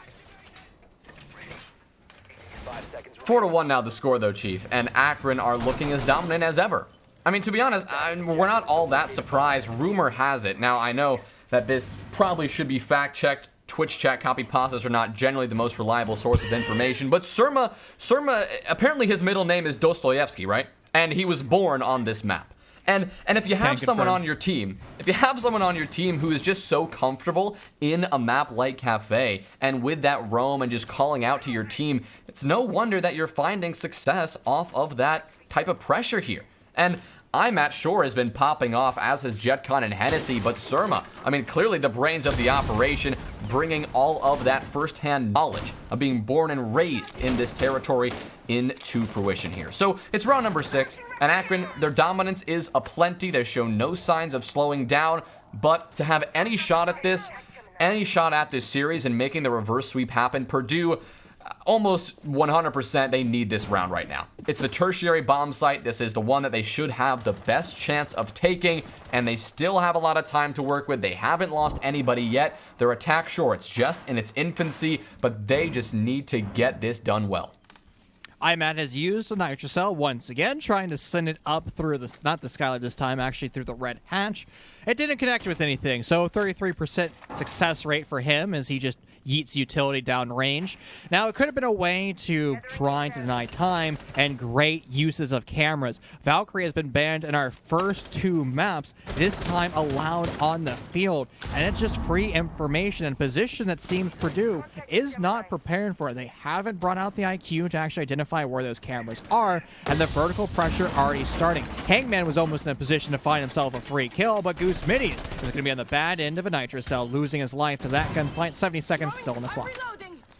Well, Providence here, so low HP, is hoping to find something here with a frag grenade. It's Mila who finds something instead. That one onto the head of IMAP, and Mila looking for a second, gets shut right on down by JetCon. The 416 doing what it does best and frying another attacker on the entry. Oh, JetCon, what an angle. Even though the shield got popped, deciding to hold that for a little bit longer before going for the fadeaway down the laundry hatch. Surma, he lined a kill up in the meantime, and Providence and Laggers are the last 2 attackers remaining, holding on to what appears to be the last bit of hope Purdue have in this one. They're against 4. Surma and Hennessy have been frying people this round. They're looking to find some more, and with Providence at so low HP, Laggers is really going to have to put on the weight here. 2 more smoke grenades. That is 20 seconds of time to now with 15 seconds left on the clock. Arv is in a great position. He just needs to send his utility down range. Stuck in a Malusi Wubwubs. Laggers are going to try to put that bomb down, but he basically just throws the round. Purdue, there was no cover. It's an impossible position to be in, but there was no reaction. The life force might be starting to go away for Purdue, but again, if any roster can keep their heads up and start to come back, it is Purdue.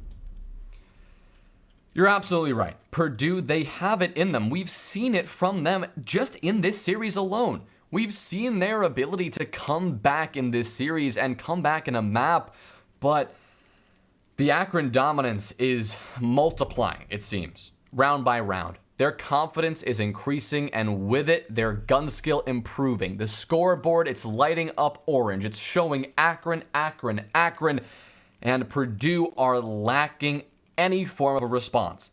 But now they switch over to defense. Now is their chance to pull something back. They're going to head upstairs to Bar and Cocktail. They're going to bring out your typical top floor lineup. They're not going to bring out the Frost. They're going to stick with a controlled approach here. They are pulling out the Castle, which means we might have a rather unique cocktail, or rather cigar lounge set or cigar setup here, but something that is yet to be seen. Honestly, we've actually seen castles used on just about every single available window, whether or not it's the west, the south, the east, or I guess also double in the south if you're looking over by that white hallway. The whole idea is to cut off lines of sight. We've also seen this strategy before. It's where you place a deployable shield over on shops and in Humidor, and this is going to be your fixed apex position. You can hold this for a very long time. You use ADSs to also bunker down this position, and if you start to get a little bit too pressured, you can then rotate through that Humidor hatch. Now, the problem with that strategy is you can't rotate through the east door because that's going to be covered from the skyline, and a lot of attackers just say, you know what? You can have that offices, that shop side of the map. We're just going to open up all of that Humidor wall, so when you do make your rotation, you're going to be rotating straight into our gun barrels. Well, already we can see that Akron are making rather quick progress. They're not going to take their time. I don't think. They are eager to get this clear going. We can already see them getting boots on the ground. You've got IMAT dropping down into the red staircase. You've got the toxic babes from Providence already forced to be expended here. This is not the way Purdue wanted to start the round, although it's expected given that very aggressive positioning from Providence, so much so that he has already been forced to fall off that angle. Hangman, the player with an opportunity here to bring Purdue back in this fight, playing downstairs in train room, nearly gets the opportunity onto IMAT, but is forced to play it a little bit more passively. JetCon creeping up into Piano. No contestation whatsoever from Purdue because Providence has retreated and backed off into bathroom. He's got the M590, so a push in the White Hall may as well be a push into the grave, especially because a perfectly placed Malusi Banshee makes pushing there very hard. I'm so glad you touched on the White Hall there because we saw both rosters always just try to put their nose in white. It's the biggest fatal funnel probably on all of the competitive maps, and it's just so difficult to do. Hangman gets extremely aggressive. He's going to lose his life as a result, and we're going to have to see what answer back does Purdue have. They have a shotgun lurking over the washroom sign, and that's going to be Providence, and if any member of Akron Zips decide to push down that white hallway, they're going to find themselves immediately also in that shotgun. Goose Smitting finding himself on his own long angle over by the east, trying to deny in another insertion point, but members of Purdue are starting to fall. Laggers, the next one to hit the floor, and now it's Providence, Mila, and Smitty to hold this one back. Surma now going for the plant. Providence knows he needs to spring into action, but he's got one player in his way. Too long range for the shotgun to be effective there. He whips out the SMG-11, but it will not work for the time being. Mila almost getting taken down, but it's Arv who's the one who hits the floor out of that quick engagement. Surma is off the board right now, but so is Providence. IMAT again. He flanks all the way around to the white stairs just to get another kill. Smitty, he finds an answer. This one onto Arv. Now JetCon has been taken down. Mila with an opportunity, but IMAT says no. Now it's Smitty caught in deep freezer, and he will be shut on down by Hennessy and Akron. Their reign of terror persists in round number 7. That is match point, series point, grand final point, and to put the cherry on top, the 10K point. That is something that you want to have. Akron looks great. However, they did stumble in that round. Purdue realized that they're able to get these refrags and punish Akron for taking solo engagements on attack. That round was almost won by Purdue. There was so little time left on the clock. It just came down once again to the motif of the series, taking gunfights and winning it. Honestly, that round 7 was one of the best showings that we've seen from both of these rosters. A glass being shown from IMAT, but a sensible 6-pick back into his favorite operator, the Ash, on the board. What are we going to see from Akron as they now execute on what could be their final round of R6 Collegiate Championship, executing downstairs in the basement? Okay, Purdue, it's your last chance. It's your last chance to bring this one back. I really want them to, of course. I'm not, rooting for one team over another to win out the series, but I want to see this one go the distance, and to get there, we need Purdue to step up their game. They're heading downstairs to kitchen. They can play this one as passive as they'd like. They can play this one as aggressive as they'd like. They have so many choices here. It's just about making the right one at such a late stage in the game. They've seen so much of the Akron attack so far. They have a really good idea about what they can expect from their attacking approach. But when it's so late in the day, when they have played so many maps of Siege, can they make the right decision when all the pressure and it all comes down to this? Purdue started this endeavor at 10 a.m. Pacific Standard Time. This has been an incredibly long day. It's currently 8 Pacific Standard Time, if you're not from the West Coast. And Purdue has been alive and active and thinking about nothing for Siege for 10 plus hours at this point. That can be quite a tasking position to be in. Gusmini caught off on a bad rotation. One of those lights out fraggers unable to play in the round that is so crucial for Purdue. Lager's attempting to reinforce with a castle barricade. He loses some of the HP by a wallbang by IMAT, but unfortunately for him, he's still alive for another day. Yeah, the pressure from IMAT now building a little bit more vertically onto Mila here, who's actually applying some vertical pressure of his own. Not quite able to do much with it. The only player really who's been able to do anything in these last few rounds on the Purdue side, that's been Smitty, and he has already taken off the board with the early aggression from IMAT. This is not the way Purdue wanted to start, but they can wait for this execute and they can still shut this down. We're seeing a little bit of repositioning of utility here. Providence moving that deployable shield around. So a great application of that, but that's not going to save Mila's life from the vertical play. That is Art whipping out the gun, whipping out the vertical play, and sending Mila to the grave. 3v5 with enough time in the clock for Purdue to bring in Father Time and utilize him as that, I guess, fourth man for Purdue since they've lost a lot of their roster count.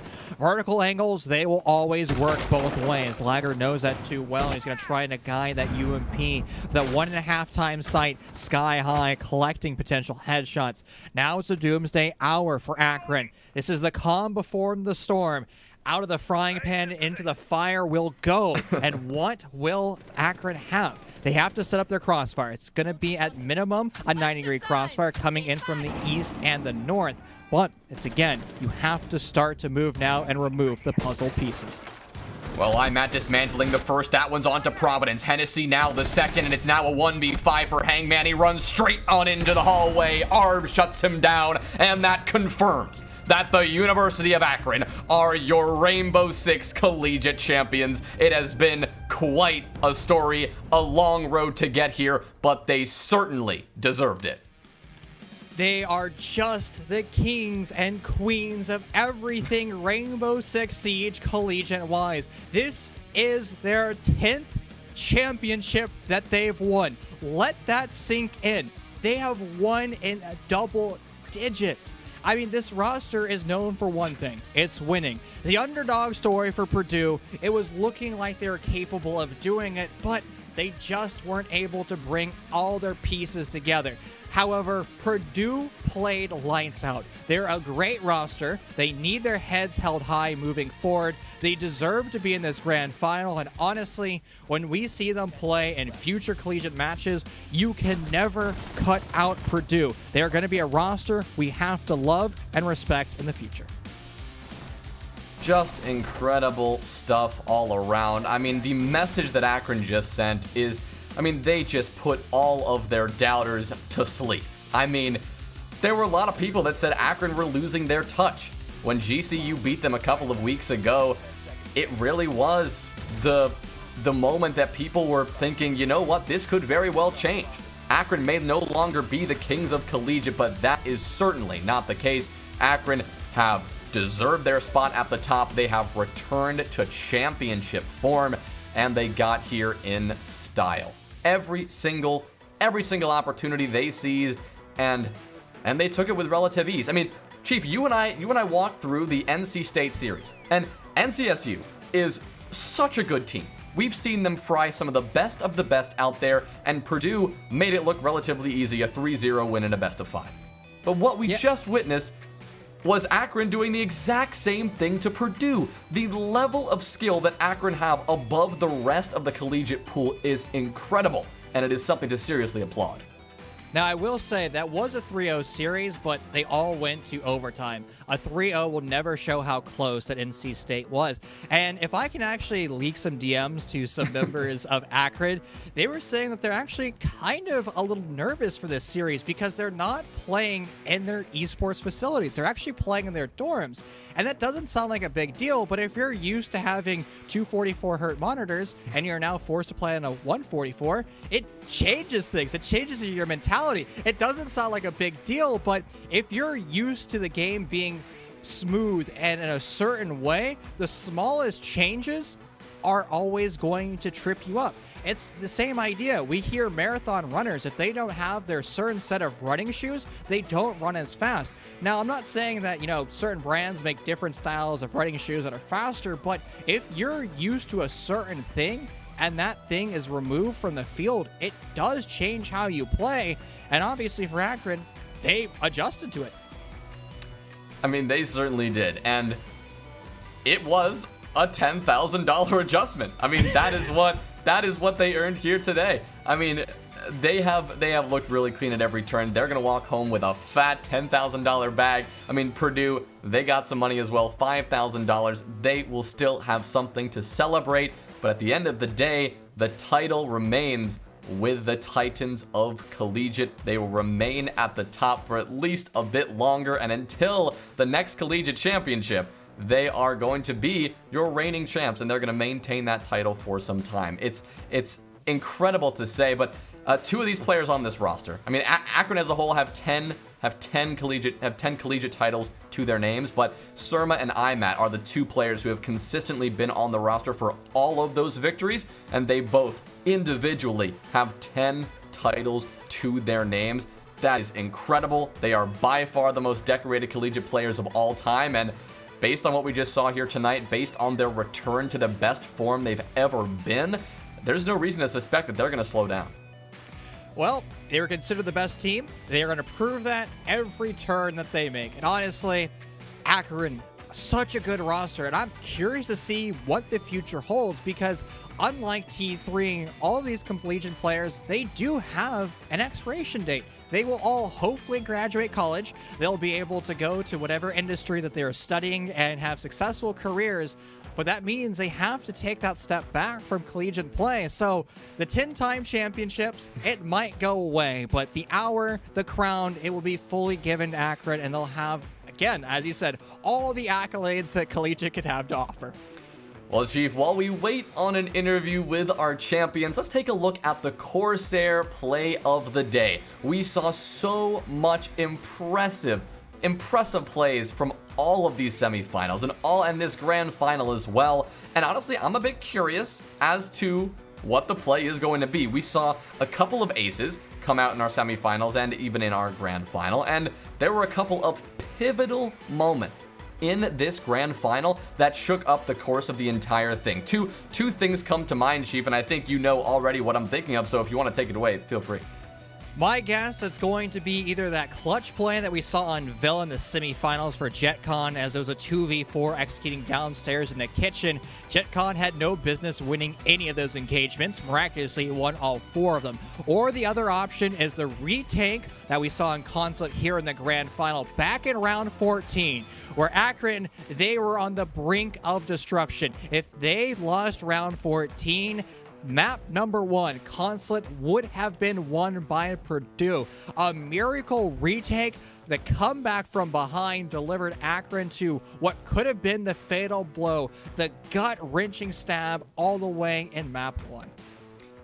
I love that you bring that up because, 1, that's exactly what I'm thinking of, and 2, I feel like there may be an alternate timeline where Purdue win this series, and it all starts with round 14 on Consulate, because had Purdue been able to win that round, had Laggers shut down IMAT going for the long arm defuse, I mean, Purdue would have won their own map, and Akron, a team that doesn't know how to lose because they don't lose often, that could have been the perfect formula that they needed. They could have easily not only won map 2, but go on to Coastline with that confidence and with that strength. We can finally take a look at what that play is going to be, and yes, it's going to be IMAT and JetCon emerging from security together. Now it's a 2v1 with IMAT forced to go for the insane clutch. He catches Providence out, he's running the other direction, and now, I mean, it's just a 1v1 post plant, and IMAT somehow makes the right call and makes this happen. He crosses undetected laggers. He's playing it passively, which is the super smart decision here, but then IMAT finds the perfect spot. And the moment where Purdue could have taken the map, a moment that was snatched away by IMAT, and a moment that Akron then used to just take ahead and win the map and win the series. You know, if that Selma charge is placed maybe a half meter to the right, that long arm defuse would not have been possible. And why that's such an important play, the highlight play, what we're talking about, it was what saved Akron and delivered them to what was ultimately a victory in round 15. When you are the attackers and you have a post plant downstairs in garage, you just kind of leave and you play incredibly long angles. You sit outside in the grapes. You start to twiddle your thumbs and say, the defense, they can't ever shoot me, so I can just sit back, relax, and, find myself the mojito. Unfortunately, a small mistake is all that happens. In Rainbow Six Siege, you can have the best thought-out philosophy, the best strategy in the world, but sometimes just one hair of a mistake breaks everything and the castle crumbles. Those were just one of the many moments. There was one other on Coastline, Chief, that it was IMAT in a 1v3. It was like he had 1 minute and 30 seconds, and it was a 1v2. He was against 2 players down in Kitchen, and that was another moment that had Purdue won the round, they would have had a 3-3 split on Coastline at the half. Instead, because IMAT in his patented IMAT clutch moments, he was able to get that going and give Akron the edge. They went ahead 4-2, and they used that confidence to take the map as well. So even then, that could have been another turning point in the series that just was not fully capitalized on. And hopefully when we get an interview with IMAT, maybe in just a few moments, we will be able to ask him about those moments, exactly what was going through his mind, how did he make those decisions, and how the team was reacting after, because it was insane. So unfortunately, IMAT will not be able to join us today. We're having small issues on our end. The man with the double thumbs up, unable to bless us with his presence today. It's going to break my heart. We've seen him in interviews multiple times, not just in Collegiate, across T3. And I would have loved to see what he would have had to the table, what his preparation for today was, how he and his teammates are just successful at every collegiate endeavor that they pursue. But sadly, we won't have that opportunity today, Jonah.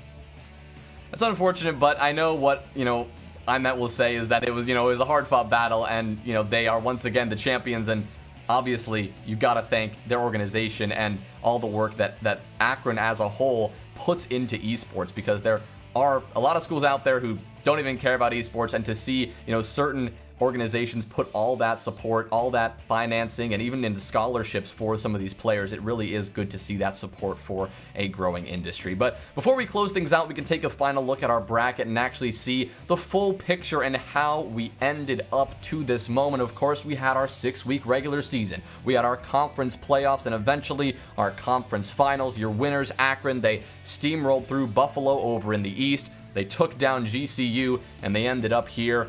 Obviously, Purdue coming from that Central Conference, also one of the few undefeated teams, and they worked their way through as well. That's a point that we need to return to. We're totally right. Purdue, they never lost in the regular season, which, of course, going to the grand finals means that they can't lose. And if you're going to stumble and lose in one series against one roster, Akron is the roster to lose to. Again, for the plethora of reasons we've highlighted earlier. Honestly, I'm so impressed with what Purdue Esports has been able to accomplish. Their roster that moving forward in any collegiate league that we see, there's somebody you can never write off. And it's refreshing to see them not get early rounded by Akron, actually going to the grand finals, showing why they're worth their weight in salt. I just wonder what the road would be like, if Purdue were at their strength and Akron just was not around to contest them. Purdue would be running the gamut and winning titles left and right as well. And Obviously, I'm sure Purdue are thinking that, they have been shut out of so many different collegiate leagues by Akron. They win every game, they steamroll their way through the playoffs, and oh look, who's waiting for them in the semifinals? Who's waiting for them in the finals? It's Akron again, delivering them the 10th title that they will ever secure. So good to see the overall picture and how it ended up here. But Chief, it is sad to say that is going to be it for the Rainbow Six Collegiate Championship this year. I mean, what an incredible season. I'm going to personally thank everyone who made this season possible, from the Face It staffing, working diligently in the Discord to coordinate everything, from our production staff, not only for this, but our wonderful Tango Mango Down, who worked tirelessly to make this stream happen. And of course, Chief, my co-caster, and Sticula, who's been joining us week after week after week. And of course, Caliber, Jacob, and CDAPS, who joined us in the booth for the semifinals and the finals. But to all of you who tuned in, thank you so much for supporting Collegiate. We hope you'll keep an eye on all of the collegiate leagues and all of the collegiate ecosystem going forward, and stay tuned for updates about how to sign up your team for the next Collegiate Championship. It's been a fun night, Chief, and we're going to say goodbye. So long, everyone.